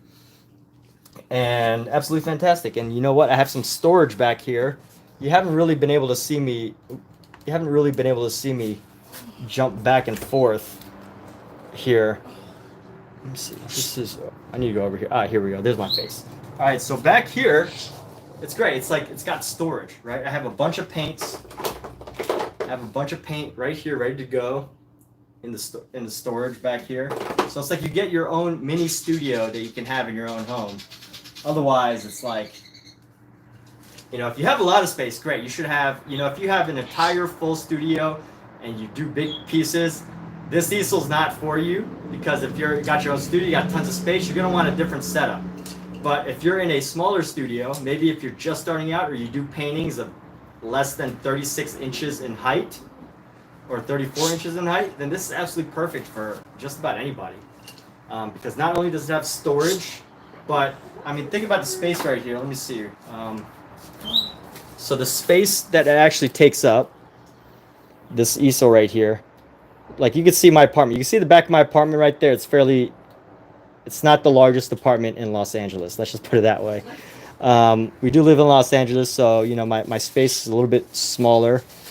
And you can see the end of this thing. It has storage back there. I have some of my supplies there, my paintbrushes, my cleaning supplies on the other side, paints. And when I'm ready, I can just close this up, pack it down. And it only takes up about 3 feet by 2 feet of space as far as the full dimension that way and then this way. Only 2 feet by 3 feet of space. It could fit into anybody's room. Now, I will say that if you're going to do oil paint, you always have to be conscious of having good ventilation. That's why my door is open and kind of like, you know, in the background there. But you always want good ventilation, because with oil paint, it's not that oil paints are bad as far as the smell, but it's the fact that I use mineral spirits. I use lots of mineral spirits to clean my paintbrushes. So pretty much every time I go back here, every time I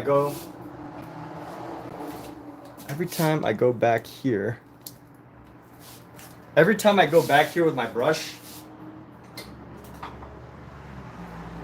I am dipping it in my can of mineral spirits and wiping off the paint off my brush. This is a cleaner.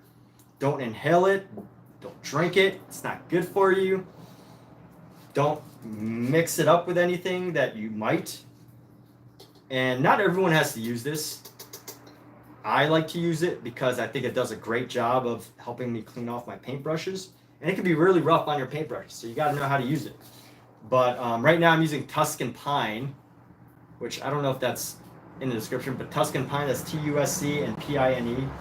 But basically all you do is, let's just take, you know, for example, right here, right? I've got this big orange, lots of orange paint on here, right? I'm going to dip it.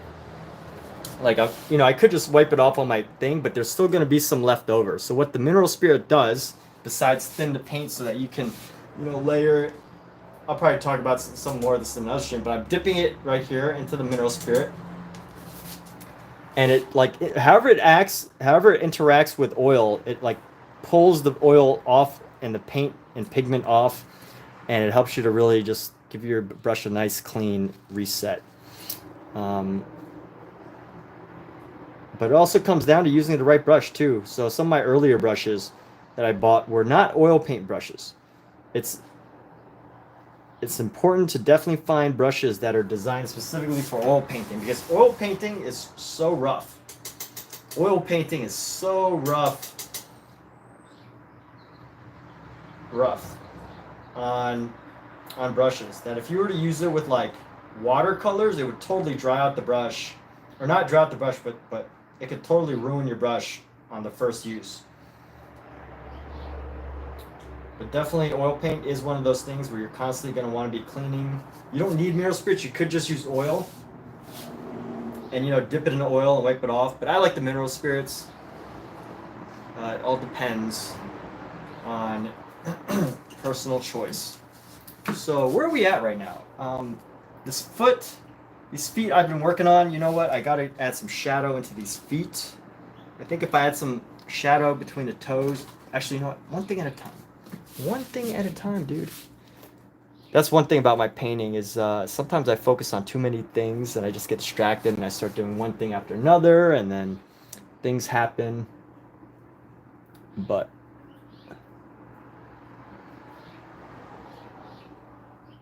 let me see.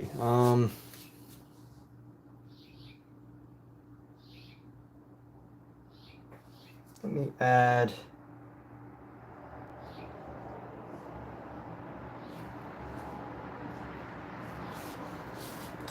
Let me add a hint of shadow across his elbow here.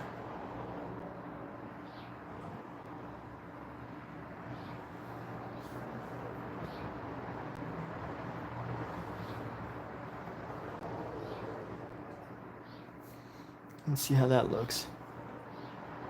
The shadow across the elbow. Some shadow across the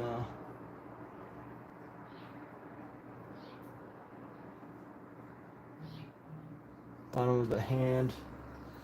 Want to increase the shadow, so I use this ruler to help me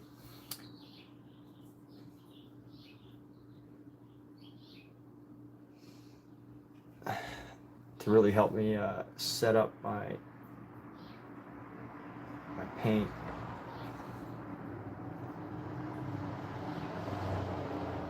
To really do my painting. So I want to add these nice shadows into the hands and other parts of his body to add some more dimension.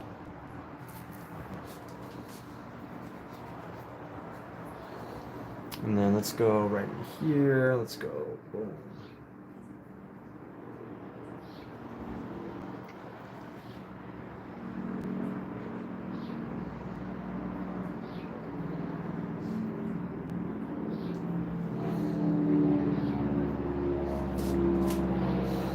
Let's go around the bottom of his arm, which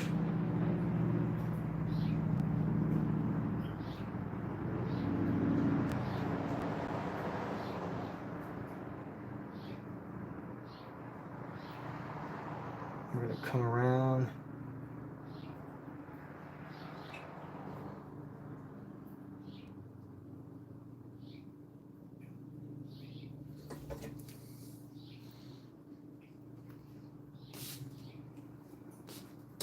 And then the front, along the front of his elbow here.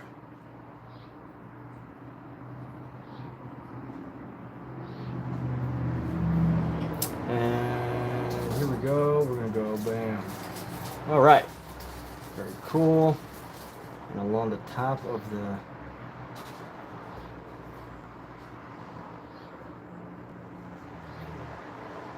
the arm there. And let's go to the back of the head. We'll go to the back of his head here.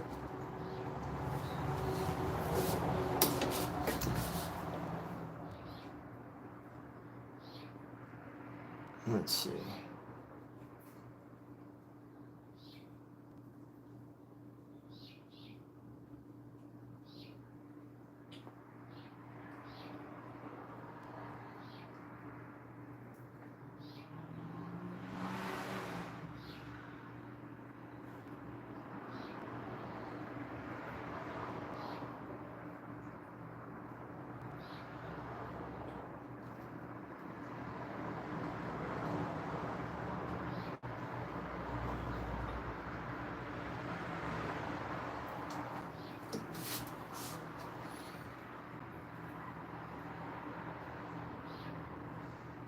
You know, just these extra things will add just a little bit more dimension to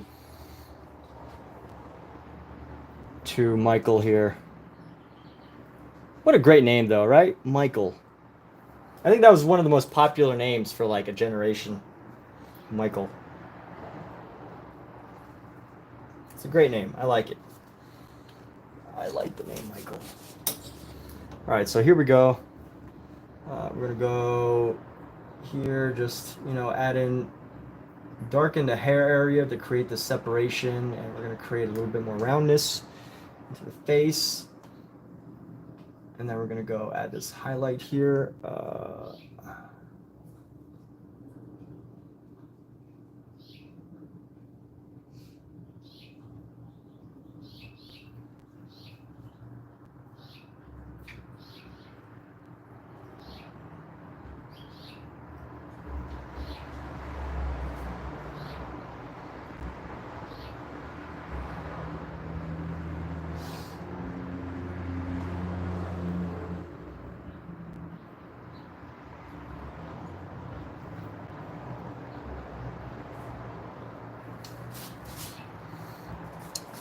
You know what I want to do right now is grab a brush and I'm going to take a slightly scratchier brush. So I want to take like a dry brush. It's no Bob Ross, but unique. All right, well, thank you, Bobo Go. Bobo Go. Bobo Go 2222203. There's a shout out. Here you go. The thing about Bob Ross is he couldn't do shout outs. Now, I feel like if he could have, he would have. But that's the one thing about Bob Ross. He didn't do shout outs. That's what separates every modern creator from Bob Ross, is that, you know, if you're not doing shout outs, what are you doing? Because, you know, that's the one thing that Bob Ross couldn't do. And I'm sure that if he could have, he would have.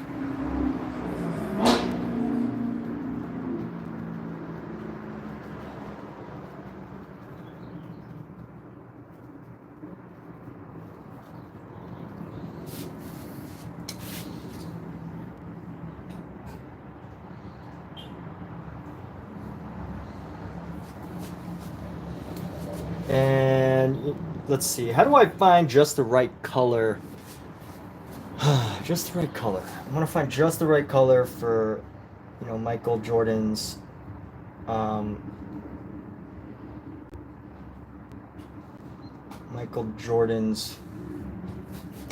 face. And a little bit more red. Got to find some reds.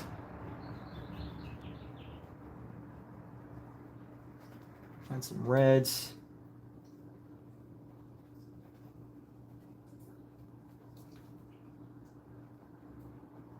His complexion. Yes, that's the word I was looking for. Complexion.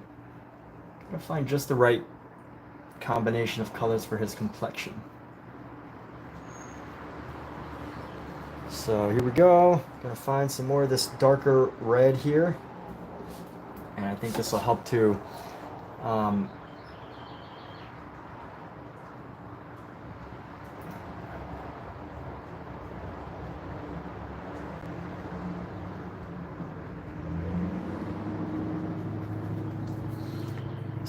to capture some of the details of his body.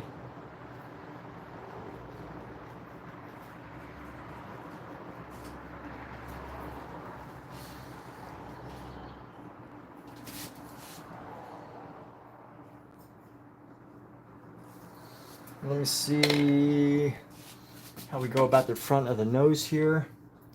The front of the nose needs to pretty much come around like right there.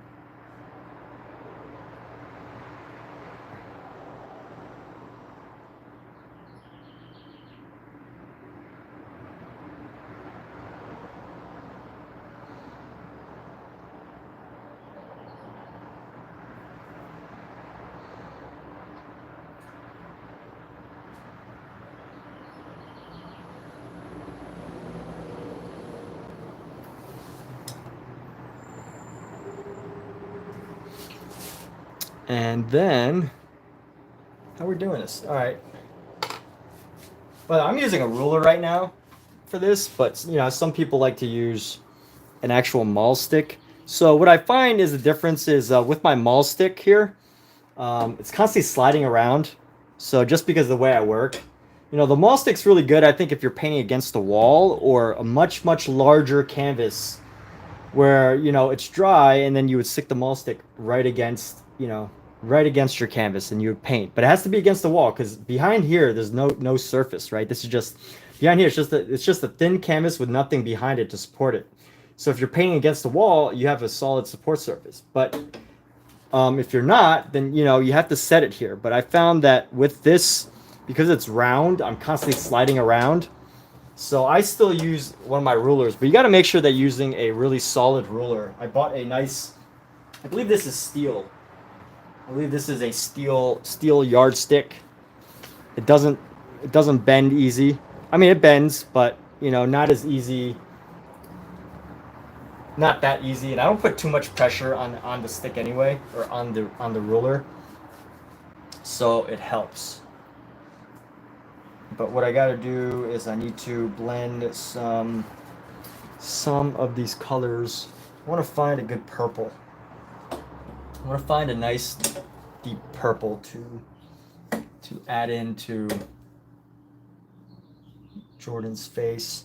So if I want to find that, I got to add some red. I got to add some blue, because red and blue make what? Red and blue make purple. Yay. We are learning colors today. All right. This isn't a kid show. What? It's not a kid show. Everybody knows their colors, right? By the way, if you don't know your colors, that's okay.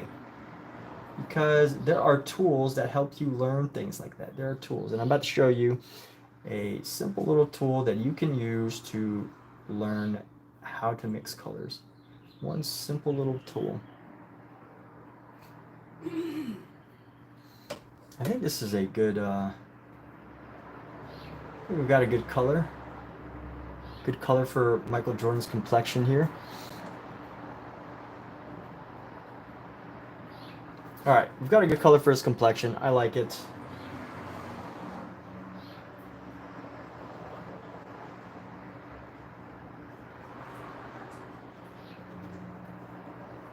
I think it's all right. And let's go. Finding the right highlights on his face, though. This is a really hard, difficult painting to find the. It's really, really difficult paint or image to work with. So I am using a reference. I pretty much always use a reference. And I'm using a reference, and with that reference, there's like these streaks of white. And I don't want to include those. So I kind of have to like make up some of the colors that I'm seeing in this image, which are like purples and reds. And I have to, you know, I don't want to add these like random highlights, like streaks of white across his face. It just doesn't really work that well. So let's see how we can blend these down.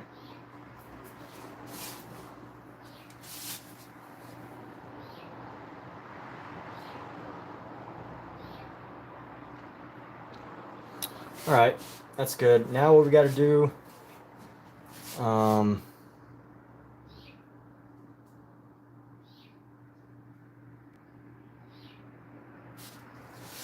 here we go. I'm gonna add a little bit of a.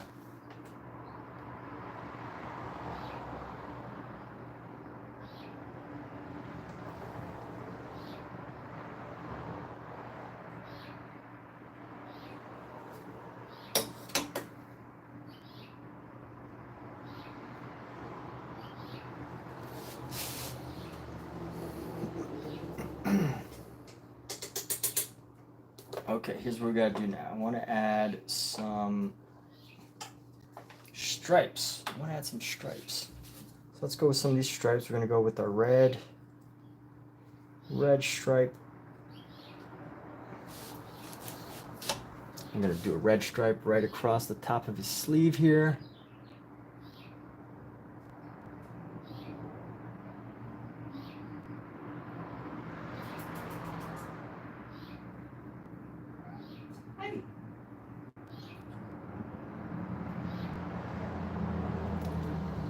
And then another red stripe across this sleeve.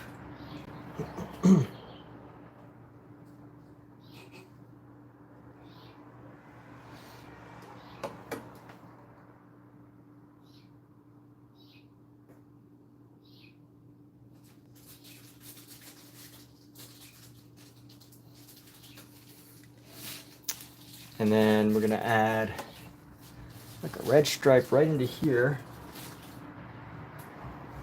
Let's go with this red stripe. Where's it at? There we go. Get some red.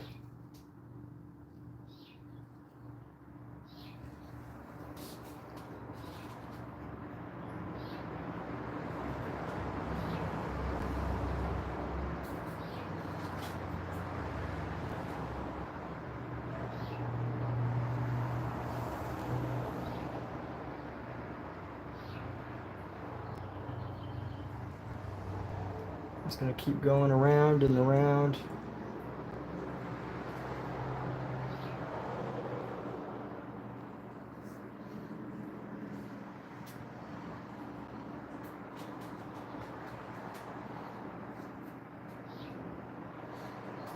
And let's see. how do we do this? We're gonna add a white stripe now. All right, clean off this brush.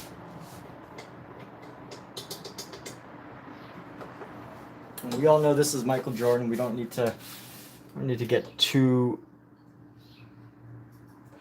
precise with the face, I don't think. We all know who it is. And then we're gonna go with the white stripe now. I'm thinking out loud. That I do that a lot during. You know, that's the one thing about painting for live stream that I think is so helpful. That, you know, sadly, if you're just painting for yourself, Glamrock says, "Hey, you're Sour Patch." All right, well, hey, Glamrock, welcome back. Thanks for letting us know that you've changed your name. Good to see a familiar name.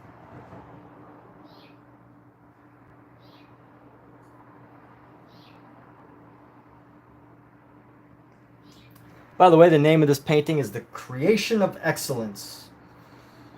Because if you know the original Sistine Chapel painting, aka this part, you know that the name was The Creation of Adam. So all of the paintings on the Sistine Chapel are all different paintings.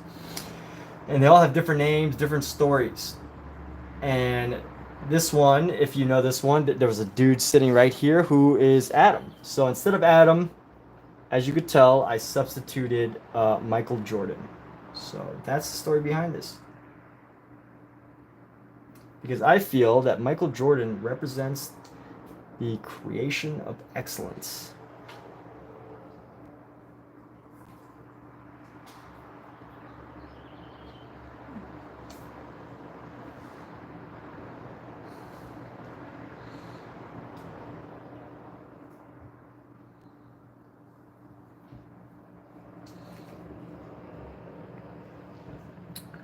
And then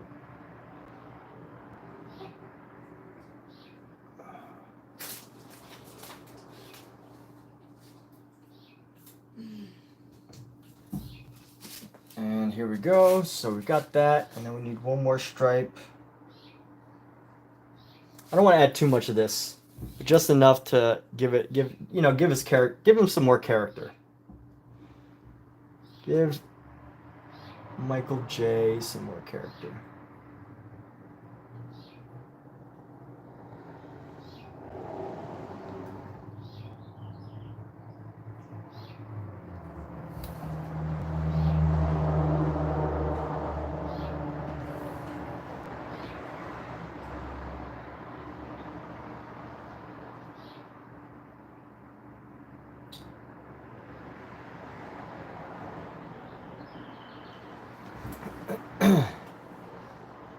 And let's see how this works. What do we still got? We're good. Are we good? I think we're doing all right. Let me add some more highlight for shoelaces. We've lost some of the shoelaces over time. So what we're gonna do is we're just gonna bring a shoelace up. And move the shoelace across. And bring a highlight there.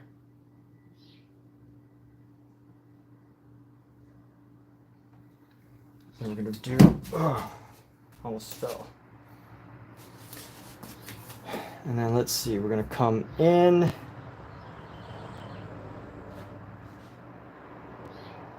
Reduce the blueness of this. Add some more color variety with our white. And I want to add some shoelaces. I'm not getting overly detailed with the shoelaces. Just want to give the idea, right? Just want to, let a couple things stick out so that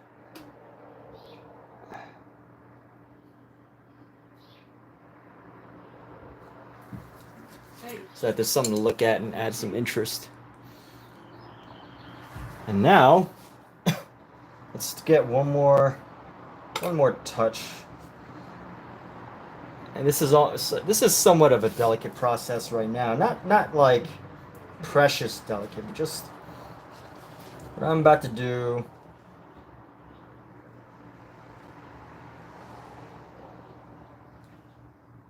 Can be kind of challenging because the littlest tiniest mistake could kind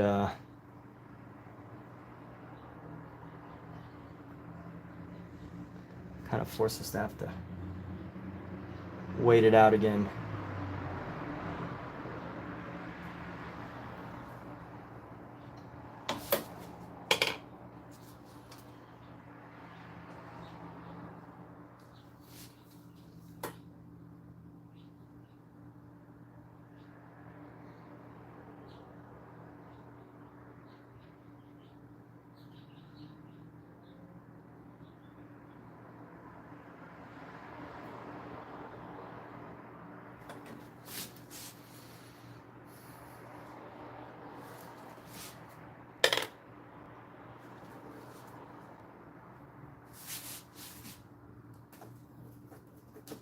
And then what is this little highlight right here? We're gonna reduce this highlight just a little bit. Just so it just barely pops right there. Let's try to blend this down on the nose too.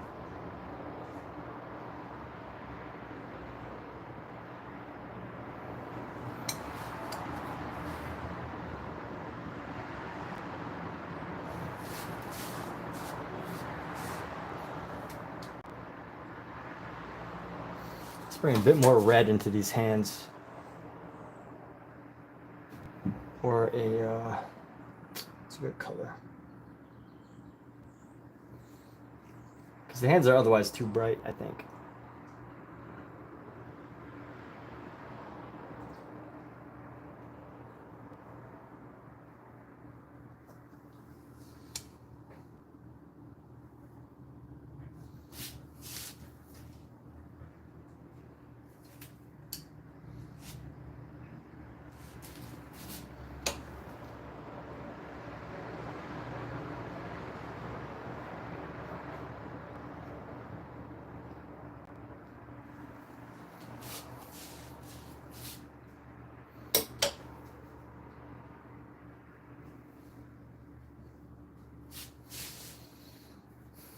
All right, what have we got?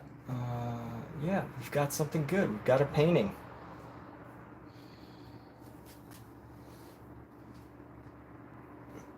I want to add a little bit more to these back feet here.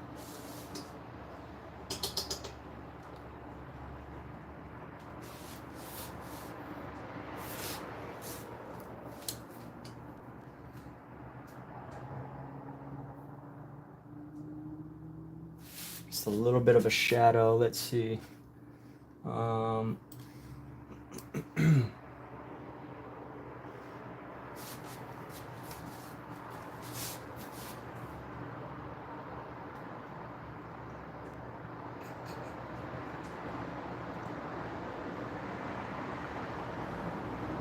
Let's try to find a good shadow color for these back toes. Maybe a slightly darker shade of gray, a little off shade of gray here. And let's try to bring this camera a little closer. Bring these cameras a little closer.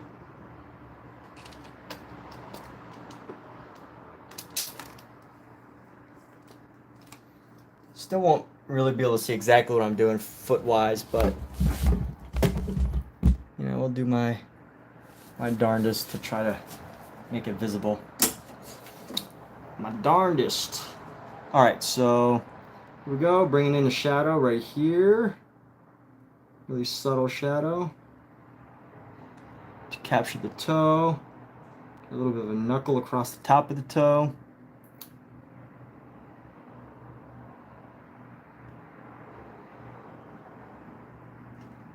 And then I'm gonna bring the front of the toe.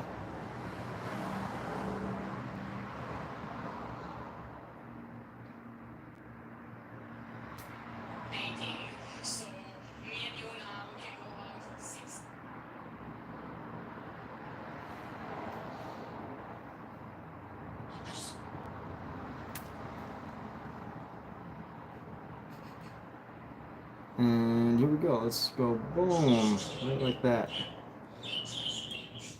And then boom. And boom. And boom.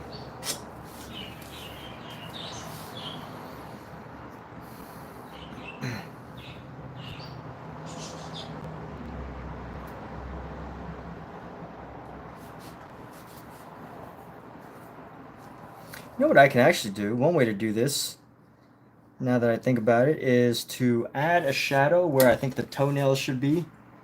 And then we could paint over it with a highlight. So that could be a trick. So let's try this. Let's go take a nice dark color where I believe the toenails are going to go. And then we're just going to use the highlight to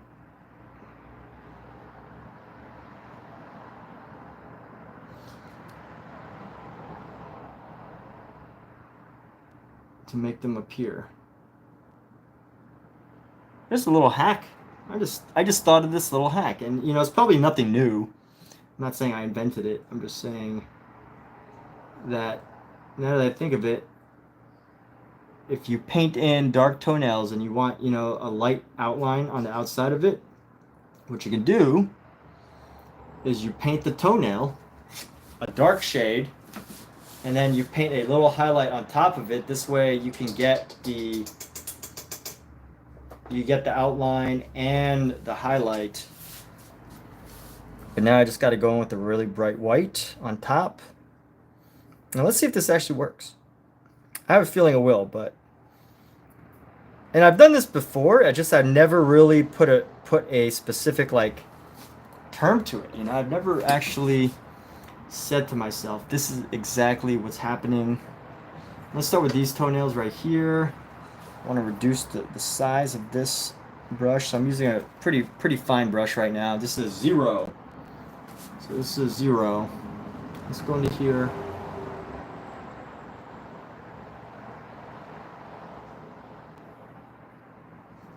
That's actually okay.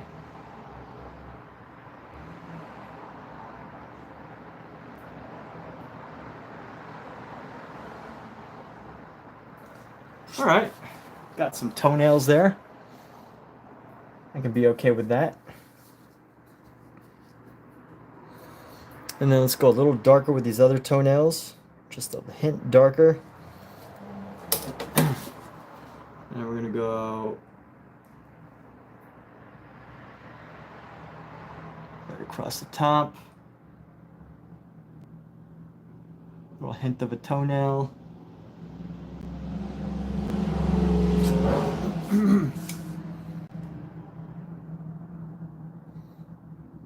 But this is why I guess with oils they say, you know, you paint light over dark. So when you're painting, you do, you know, the dark areas, and then this allows you to go over the dark areas with a light so that you can create certain effects.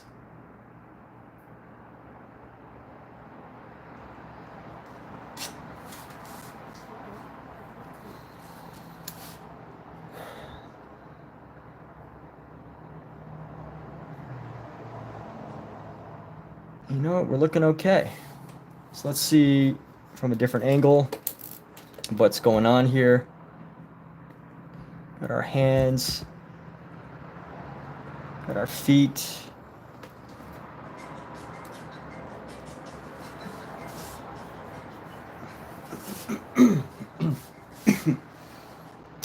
And you know what? I think we are almost finished. There's just a couple more things I want to do. It's been a couple weeks in the works. You know what? Let me sign my signature on this before. What happens a lot of times is I'll like finish and then I'll forget to sign my signature and I don't feel like doing it later and I forget to put my signature on it. We're going to take red and we're going to put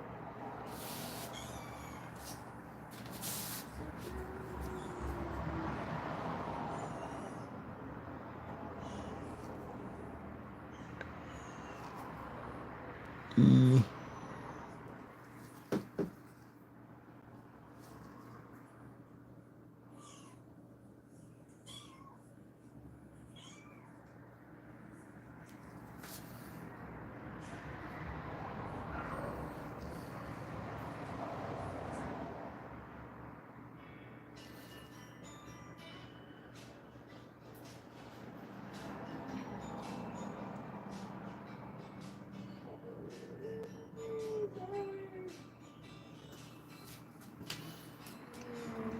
All right, let's see. Here's some final touches I want to do. Is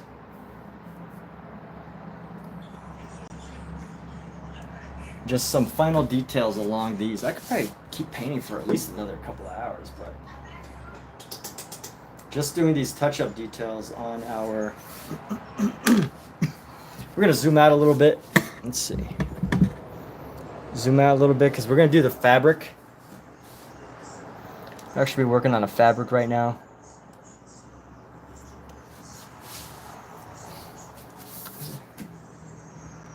I wish I had a better angle for all of you watching on Amazon right now.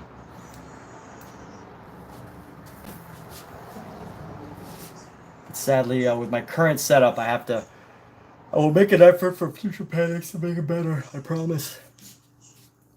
But for now, this is what I've got. All right, so this is a pink. So what can I do with this painting here? We can add some white.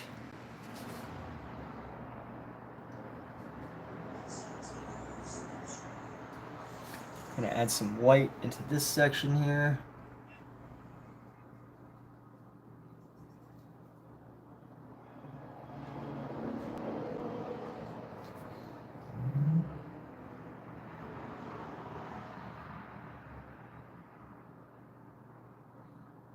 And I'm gonna paint this in a much looser way than on the actual Sistine Chapel.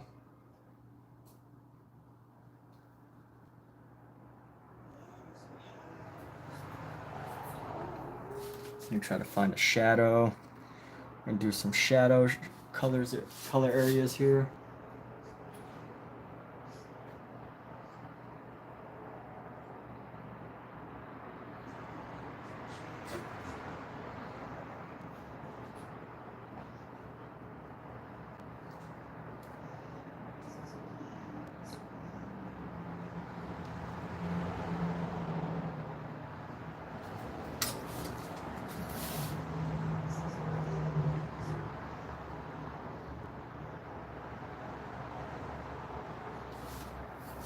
And let's go, we want to go into this green.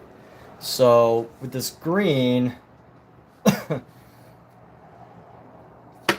am I going to do this? Because I've adjusted this to make some of this look, you know, this is totally different. The background is totally different than the original. So because the background is totally different than original. By the way, if you ever, let me just share something right now. If you're wondering how to do this type of impasto painting. So this specifically, not this part. This part is more like of a classic type oil painting, which is, you know, you do it in layers and layers. But this whole background here, there's like two real ways that you can do this. Is, you know, you can see these surfaces are raised, right? There's raised surfaces, and there's two real ways to do this. Either one,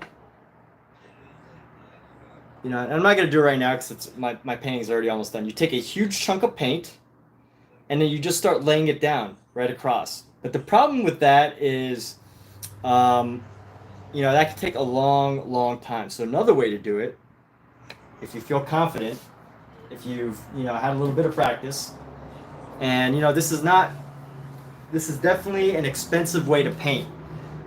Like, this is probably at least a couple tubes of paint, of small tubes of paint, just to fill the background. So, you know, it gets really expensive to paint impasto compared to the traditional way, which is, you know, you do really small amounts and just layer by layer by layer. But the other way to do this is you take a nice big chunk of paint, even bigger than this. You might even like squeeze like the way I did this is I actually squeezed the paint onto the canvas, not this color, but squeezed a huge chunk of paint onto the canvas. And then you take a brush like this and you just start spreading it. You just start spreading it. So if you want to know how to get this effect, I just shared it with you, right? The two ways: you either take a big chunk of paint on a brush and you just start spreading it across in a pattern, or I think the easier way, especially for like this area right here, right? It's a flat yellow with some white. I just basically took a big chunk of yellow glob of paint, posted it on here, and just started making this like texture. Pretty simple. Now there's, you know, other ways you could do this if you want to make it look neater or prettier. You know, you might be more specific, but this is just how I do it. So anyway, let's get, let's paint some of the details into this section right here, into the,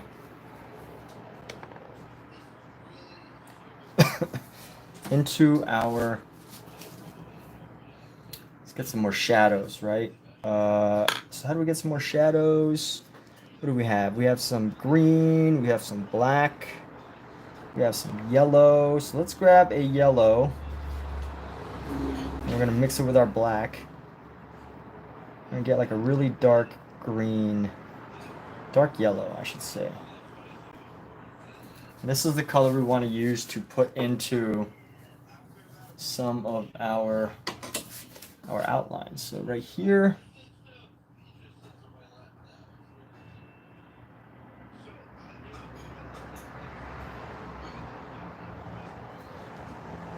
and then right into this little shadow area.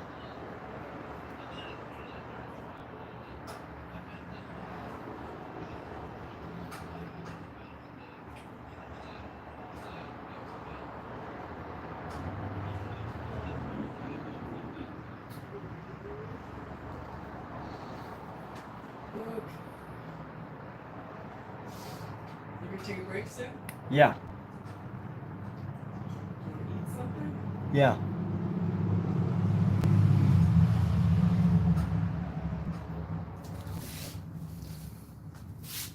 These are our choices. Tuna sandwich or meatball sandwich. Both sound good to me.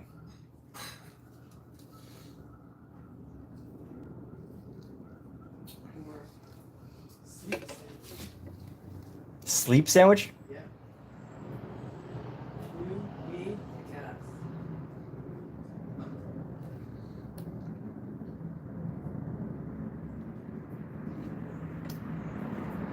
And lighten this one around the edge just a little bit, just to give it some more dimension.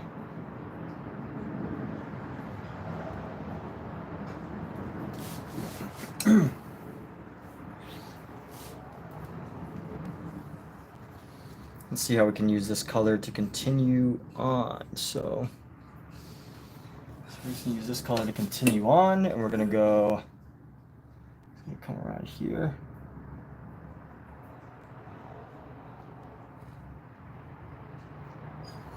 Get a little darker.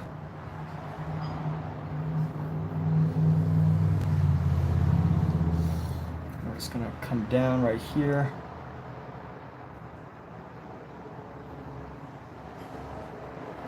And where do we want this? We got to figure out where we want it to end.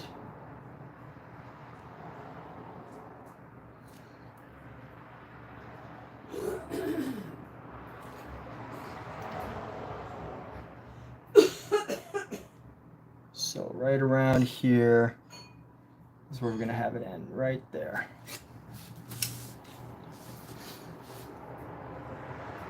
And that just adds a little bit more dimension to what we're doing.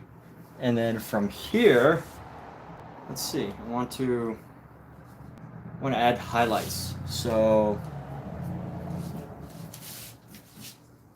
let's go like this.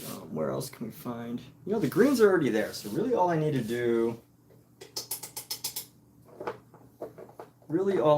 is brush in some yellows. I think. Let me experiment first. What I'm gonna do is I'm gonna try to brush in some. So here's the problem that I'm coming across. I'm gonna share this. You know, my live streams, I share it. Ideally, everything I did would be perfect, and I could just tell you everything to do exactly perfectly how to do it. But the original painting, if you look at the Sistine Chapel, this is actually none of this, right? This is all like a yellow, off-white yellow. But now that I have like blues and greens, this piece right here, I have to actually modify to look a little bit different. And how I'm going to do that, I don't know yet. But I do know that I probably will need some yellow. And some white.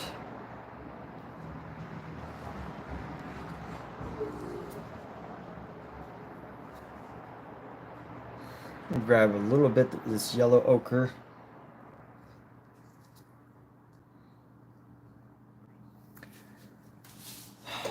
Let's see how we can add a little bit of highlight here. So we're gonna add a lot of highlight right around here.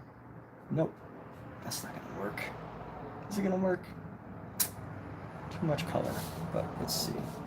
We're gonna go.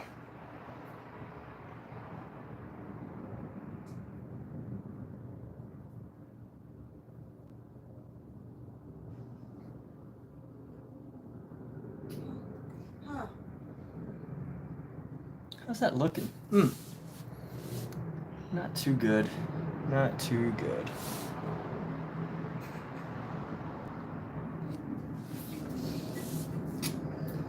Yeah, I'm gonna get in trouble here. If I do it like this, maybe.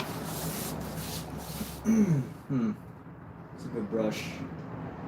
A good brush that will spread the paint and like scratch it up a little bit. So here's a brush. This is a bit of a rough brush. My goal is to like spread this paint out a little bit because I don't want it to be, I want it to be, yeah, there we go.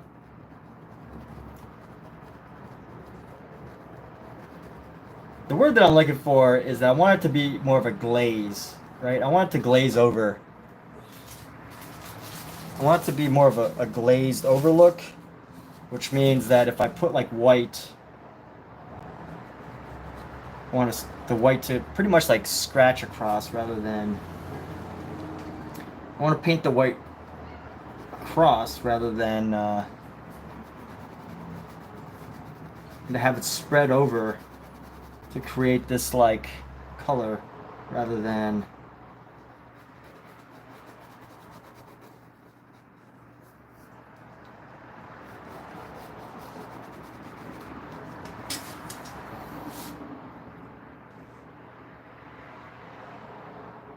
you know what, that's not too bad. I probably should have just used like a pure yellow. You know, I could probably use some blue. Blue might work. Let me go for like a light blue here. It's because the background's a light blue. Let me see here.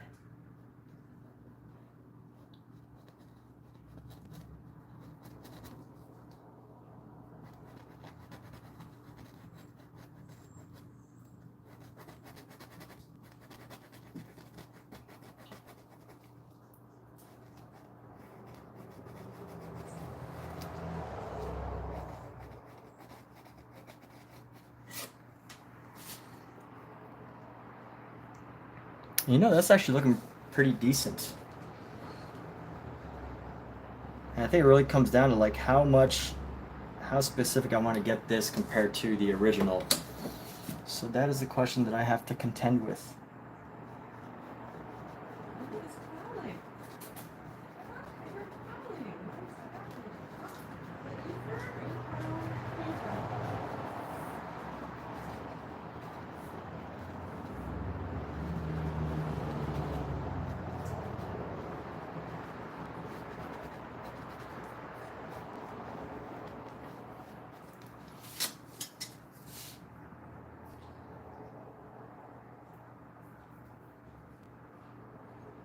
And here's what we could do. Right. So we're going to take nice deep blue.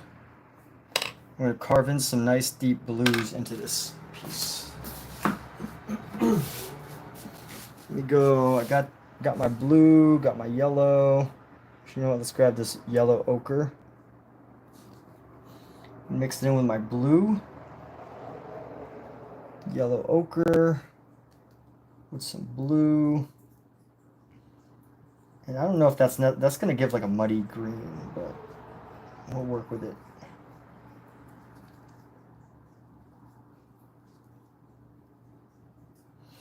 And here we go. So I want to give a darker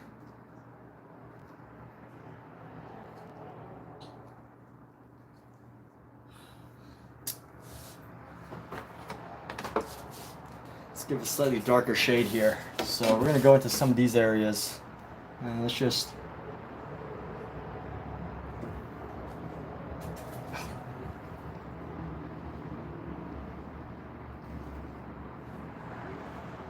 this is one of those times when I really should just get the color that I want instead of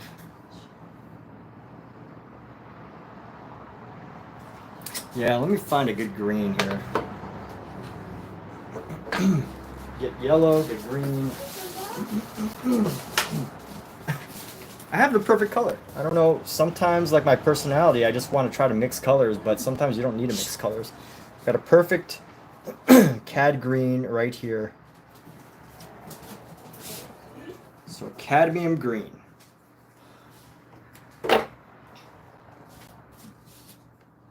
And that's the color we're going to use here.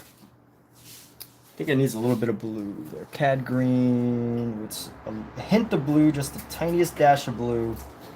Our cad green should do.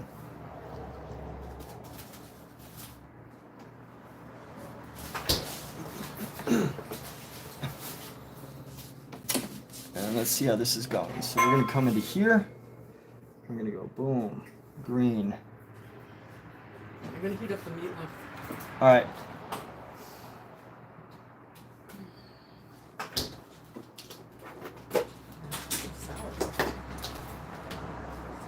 And this color definitely isn't as vibrant as the original, but that's, you know, mostly because of my background color choices. And also because I'm not Michelangelo.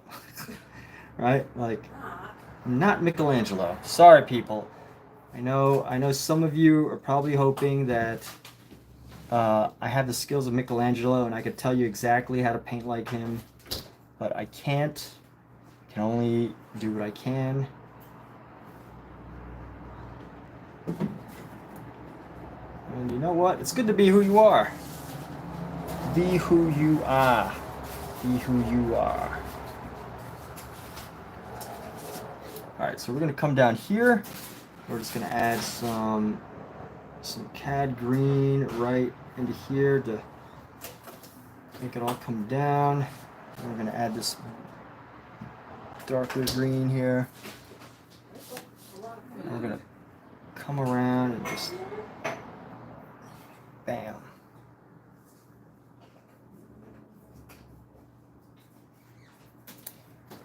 And just here making the effort to add the shadows where I think they should go, and then eventually, you know, we're gonna get something. We're gonna get something nice. We're gonna get something we could be happy about.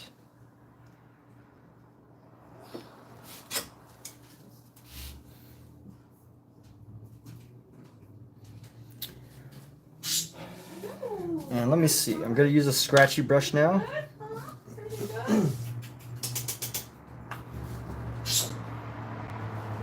I'm gonna use a scratchy brush, and I want to get some of our highlight into here. And we're gonna go just scratch up and down, up and down. And we're gonna come around right here.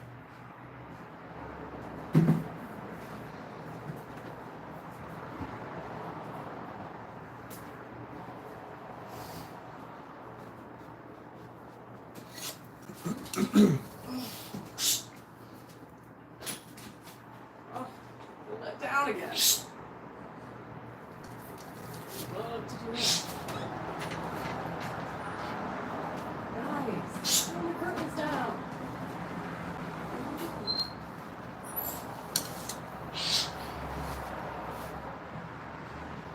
Alright, you know what? I like the fabric. I think it's okay. I don't think I want to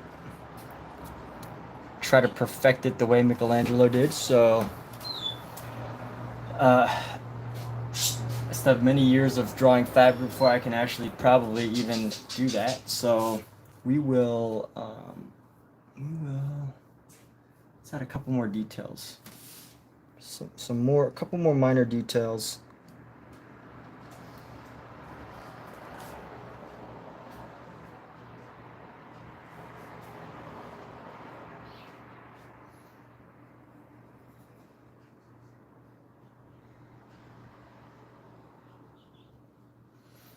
Couple more details just to tighten this up. Oh yeah, I want to make this look a little bit more brushed. So we're gonna add a bit of white over this.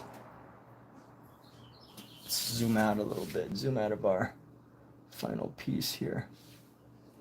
I want to brush this out just a little bit.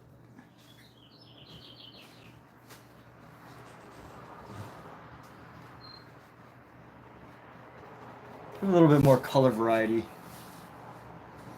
Otherwise, it looks a little too flat, right?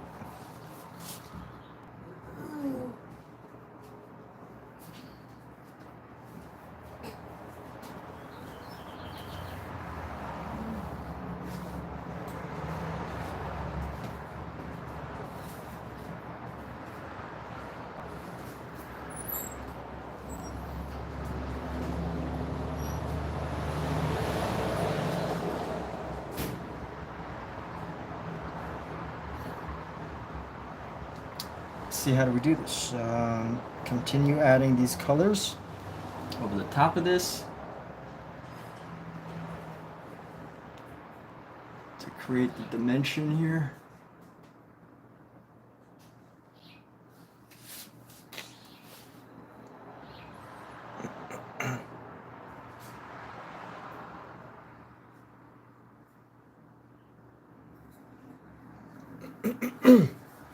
All right. Am I done? I think this is about as close as I could probably get in a reasonable amount of time that I've been working on it. Let's see.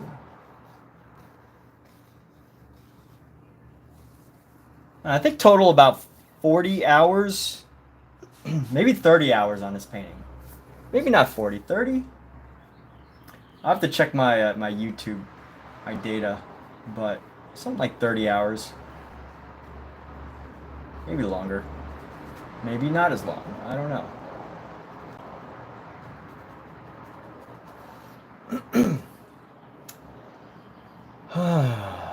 Feels good to be finished. Wow, what a relief. What an amazing... This was such an exciting process of a painting to work on. Almost like, you know, as much as I wanted to be finished with this, now I'm like, I don't want to be finished. I want to keep painting this. But I just... You got to move on, right? Sometimes you got to be like, all right, I am done. This is finished. This is complete.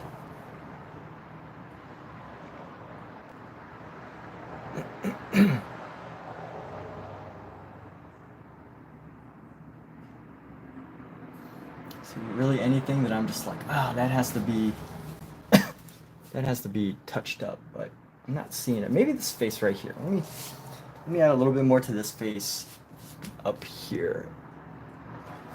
I'm gonna go clean off this brush. And she needs a little bit of a shadow to separate the area. So we're gonna go with a ochre. Let's grab a little bit of our ochre, grab some of this brownish, and then grab some of the deep purple red. And we just want to separate. Her face. She looks a little bit too blended in.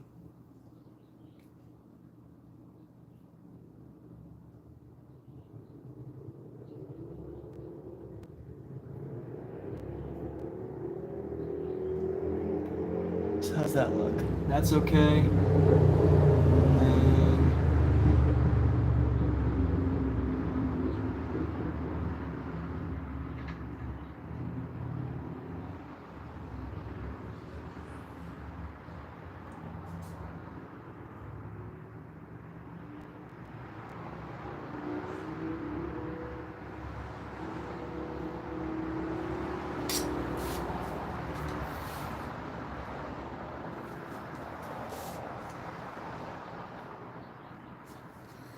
Let's blend a little bit of this darker brown in, and I think what we can do is right afterwards, we're gonna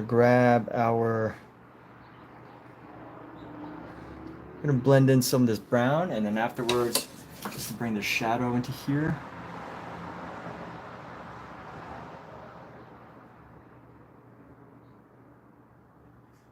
Just so she has her face a little bit better.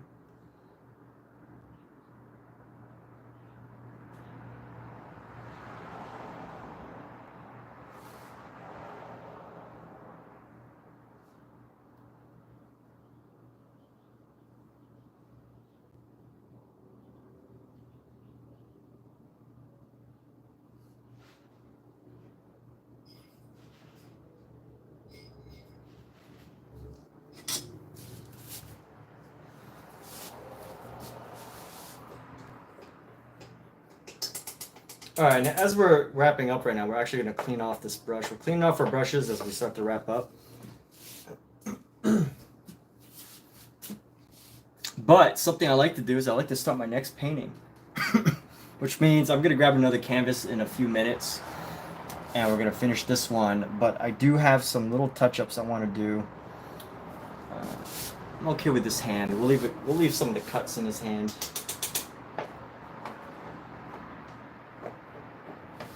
What I want to do right now is to take a little bit of our yellow ochre, mix in some white. I want to blend in this area here.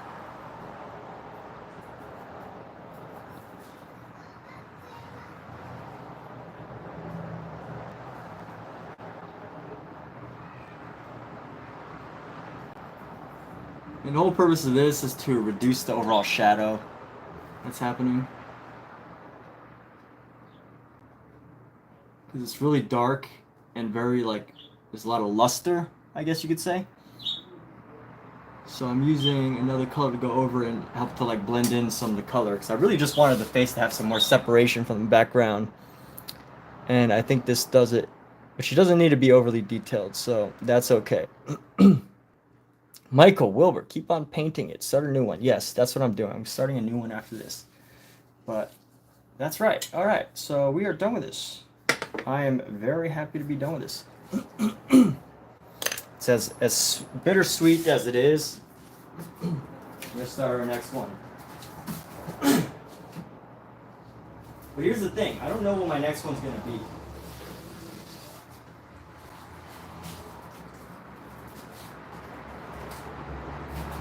So what I really mean when I say start the next one is I mean just prepare my canvas. All I'm gonna do is have this canvas prepared with some color.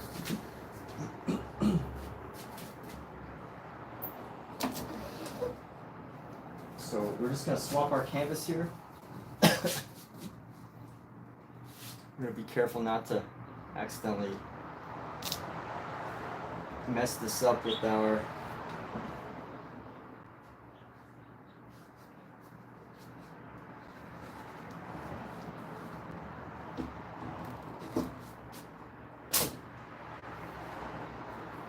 go.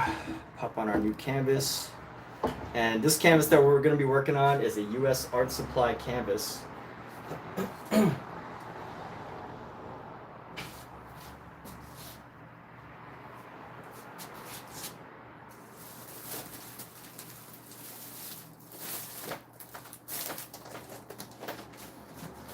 And here we go. So we're going to move further away now. Usually the right way to prepare a canvas, this is going to be totally like not the precise way.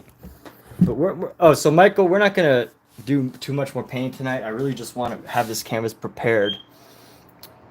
So I'm just going to add color to this canvas. So whatever paint I have on my palette right now is basically what I'm going to place onto this.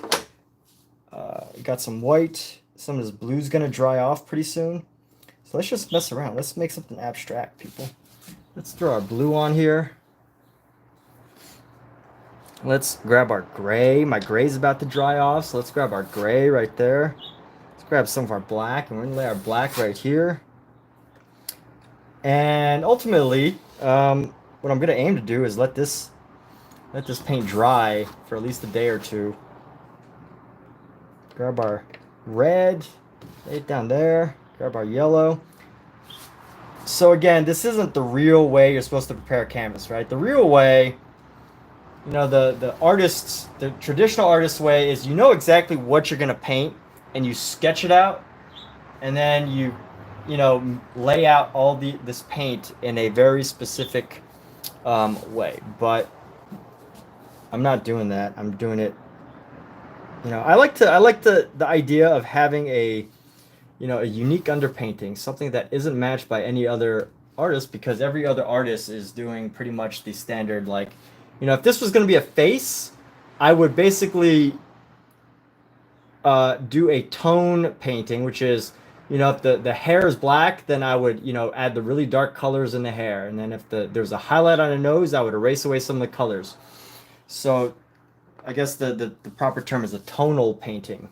But I'm not going to do that. I like to have unique underpaintings, which, you know, adds a variety of, which adds some uniqueness to the final product, which sometimes it's good, sometimes it's, you know, sometimes it's not the best, but regardless, we do have something different. So this is a US Art Supply canvas, and I'm using a Princeton brush right now. This is a Princeton, I forget which one, but it's a synthetic brush, meaning it's not like animal hair. And I love this brush. This is probably one of my longest lasting brushes. It's a round brush. This is probably one of my favorites, except for the series 272 by Rosemary Co.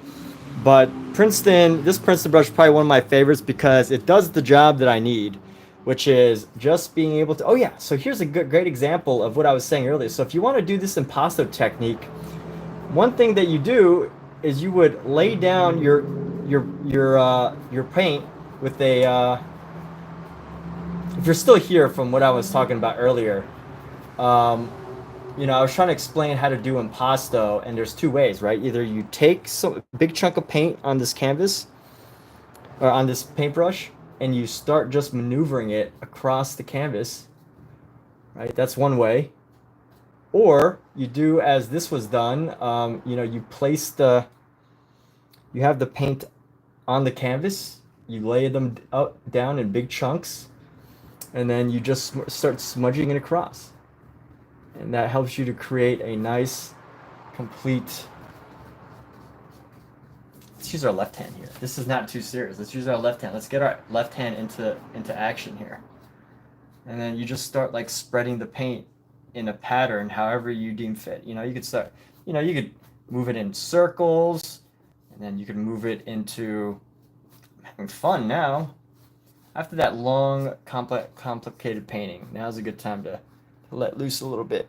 So this is more, you know, if this was anything, it would just be abstract. I wouldn't even call it abstract. I'm just like, this isn't even, I'm not even trying to go for anything abstract. This is just messing around with oil paint. And here you go. You just see the effect. Like if I was to just take a big chunk of paint right now, let's say this black, and then I was to like smudge it across, like I wouldn't be able to have like a good consistency. You know, there wouldn't be the same consistency as if, you know, I had this already here and I could just start spreading it across. And not only do I get paint on my brush, which allows me to spread it further, but I can, you know, have like a nice central point from which to work. And that's, you know, that quick lesson. But let's see, let's grab some more of these paints here. What do we got? We got red. I do need to do a cleanup of this palette sometime soon, so I might even let this palette dry, leave it open overnight, and let it dry. Although I don't really want to waste my white. I don't want to waste my white. But here we go. And if you're wondering, what do you use mineral spirits for? I'm going to share with you the reason why it's helpful to have mineral spirits. One of the reasons why it's helpful to have mineral spirits is because it allows you to easily and quickly cover a canvas with paint. So you can see that, like, as I'm working right now, this paint doesn't really spread. And, you know, for first-time painters, this is probably new, but if you've been painting for a while, you know, I'm wrapping up. You don't really need to, you know, you probably won't learn anything new, but mineral spirits, what's the point of having mineral spirits? So some people, this is a big question too, because a lot of people want to avoid oil painting. A lot of people avoid oil painting because they've heard that there's like chemicals that you have to use. Traditionally, it's turpentine, whatever. Traditionally, it's turpentine. It's a chemical. It's bad for you. It's got fumes. You don't want to do it in a closed environment. You don't want to, you know, it's flammable, so you don't want it paint in candlelight. So all these really negative things working with turpentine, and you know, people have that stigma with oil paint that you have to work with it. But you don't have to work with turpentine. There's some modern solutions. However, and you don't even have to work with a paint thinner. You can just use oil to spread it. However, that's not always the best situation. You can paint perfectly fine with just oil and just laying down your stuff directly. But just look, right? Like, so you can see my brush, and I can only do so much with the paint, right? Like if I move my brush across the paint like this, you know, the paint only goes so far before kind of losing its texture, right? But let's just say if I dip my brush in a mineral spirit. Now this is dripping in mineral spirits right now, but you can see is that I can do the same exact thing and it like spreads, well, maybe that wasn't the best example. But anyway, it actually spreads the paint a bit further. So the whole idea is, you know, you really get this, like, it really helps you to spread your paint. That's the idea. This is probably just because I got that big chunk of paint right there. But anyway, that's the idea. Mineral spirits helps you spread your paint. So here we go. I'm actually going to drip a bunch of mineral spirit down my painting here. And prepare our canvas for another day.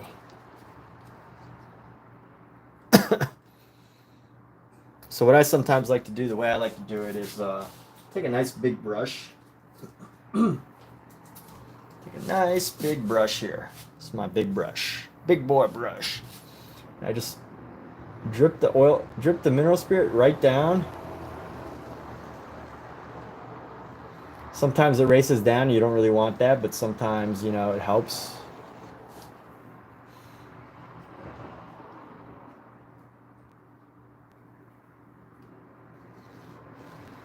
There's a lot of ways to do this. This is not the traditional way. The traditional way is much more precise. But I really love seeing the effects sometimes. That's one thing. I love seeing the effects that mineral spirit has on oil sometimes. Because you could, sometimes the mineral spirits are like, if it's really wet and drippy and the paint's really fresh, it'll like drag some of the paint down. You're going to have it like just spread really, really nicely. But what I really need right now is I need to dip this in a lot of mineral spirit. So we're going to get a nice thick amount of mineral spirit. And let's just lay it down. You're going to start to see just how mineral spirit affects paint, as it just makes it really wet and workable. So I think technically you could do this with oil. You know, it becomes like a watercolor almost. Almost. Not quite, but almost. Let's actually put this up here so that I can get the top of the canvas.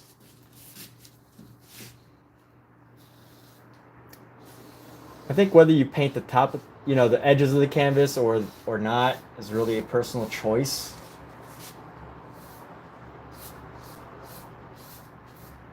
Creative choice. And it also depends on whether you're going to frame it or not. So, you know, you might frame a canvas like this. So this is a U.S. Art Supply canvas. They make a lot of great standard size canvases, which is fantastic. I love the fact that they make almost all the standard size canvases.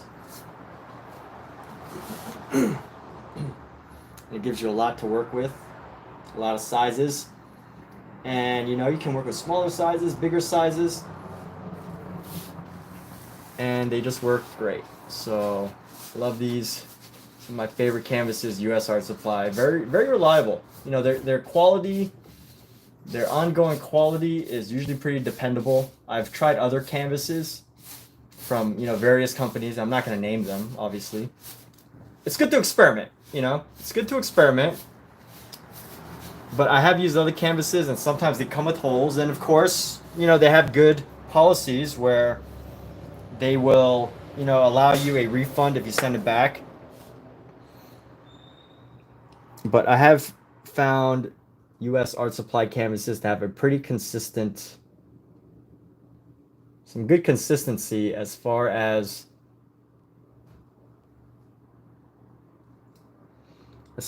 quality is concerned. So I recommend the U.S. Art Supply canvases.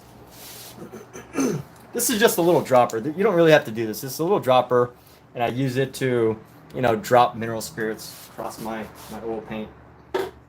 But here we go. Let's go. As you can see, it really creates an interesting effect. I like it. And there are times when, you know, I would love to just do a painting like this and call it done. But my only limitation here is that I don't have the space to just store every single idea that comes to mind.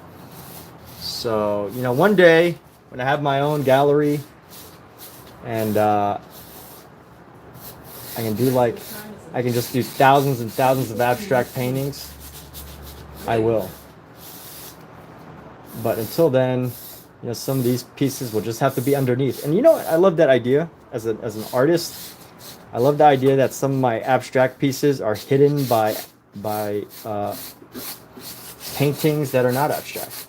I like that idea. So, you know what? I'm gonna leave some of the thicker chunks around, and then we're just gonna paint over into some of the less thick chunks. And you know, I think this will give it like some sort of effect. I don't know what yet, but it just means I will have to give it more time to dry. Which is fine. It is totally fine.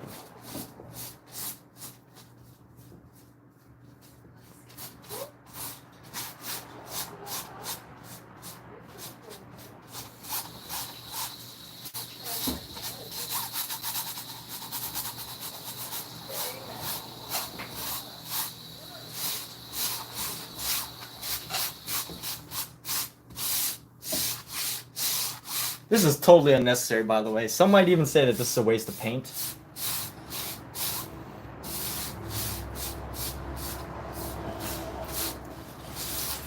And the amount of paint that I use for this like process right here is probably way more than, you know, is necessary. But what happens is, you know, my paint starts to dry, and you know what? I don't want that paint to go to waste. I want to use it on a canvas. So my philosophy is, why not let it dry on a canvas? No point in letting it go to waste in a garbage can. Let it be a part of the canvas of my next painting. And there's a such thing as like paint economy, right? Managing your paint and your resources well. So that, you know, comes in handy. But sometimes you just got to accept that painting will be expensive. You know? It's not a free hobby.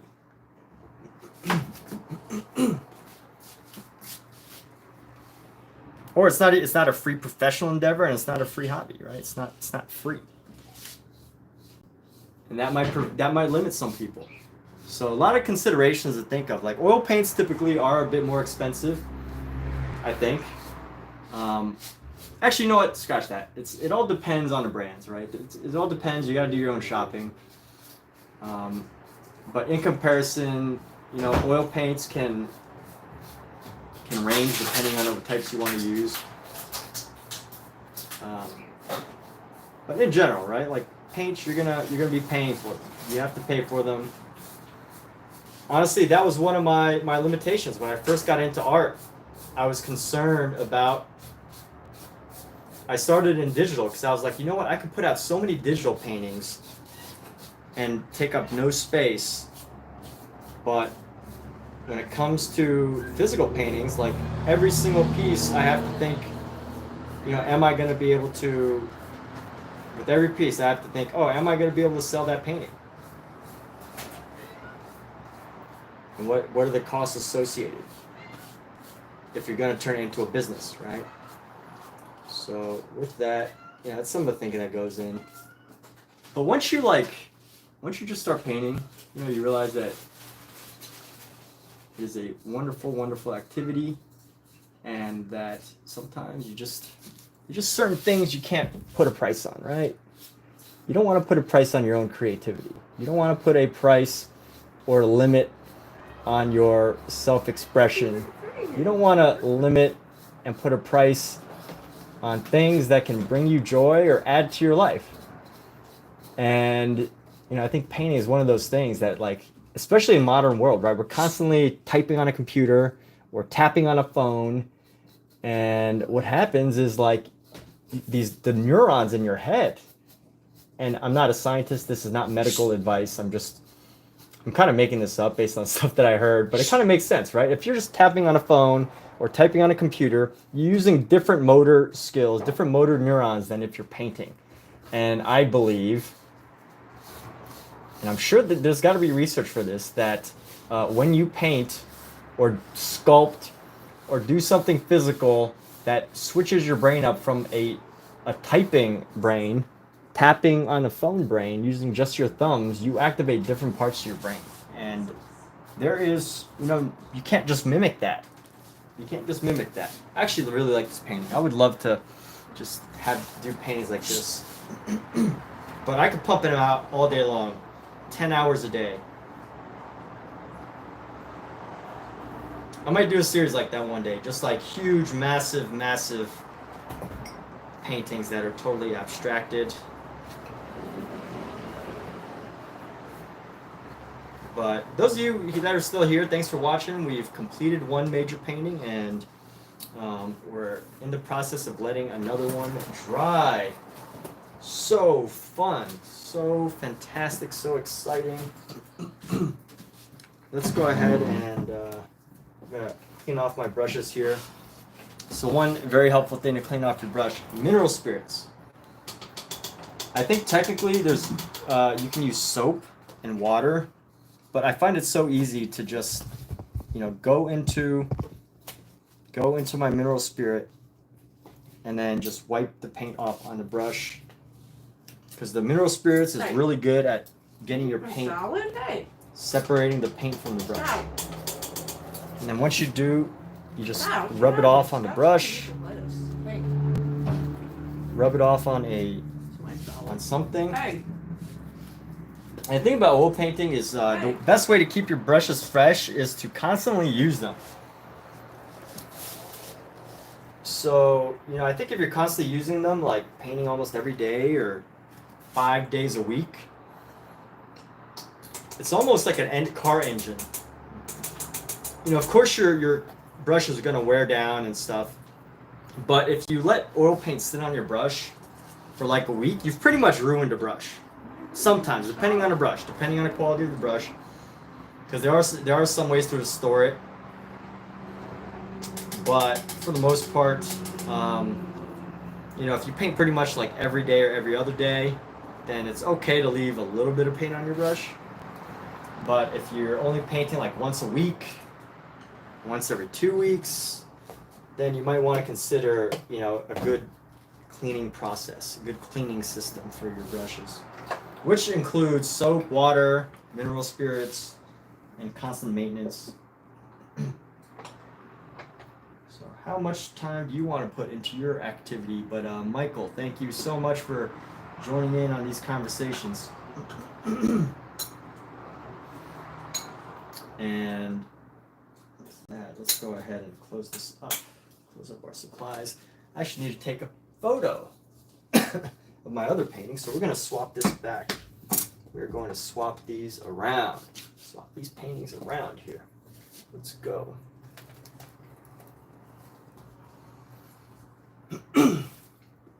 Go. Take this painting off.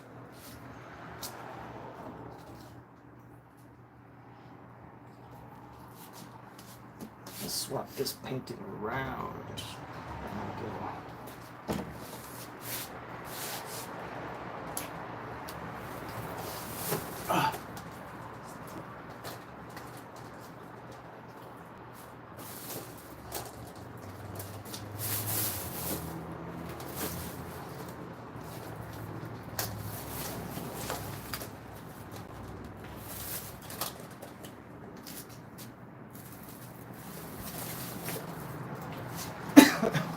And there we go. Look at this cat. This cat. Pookie.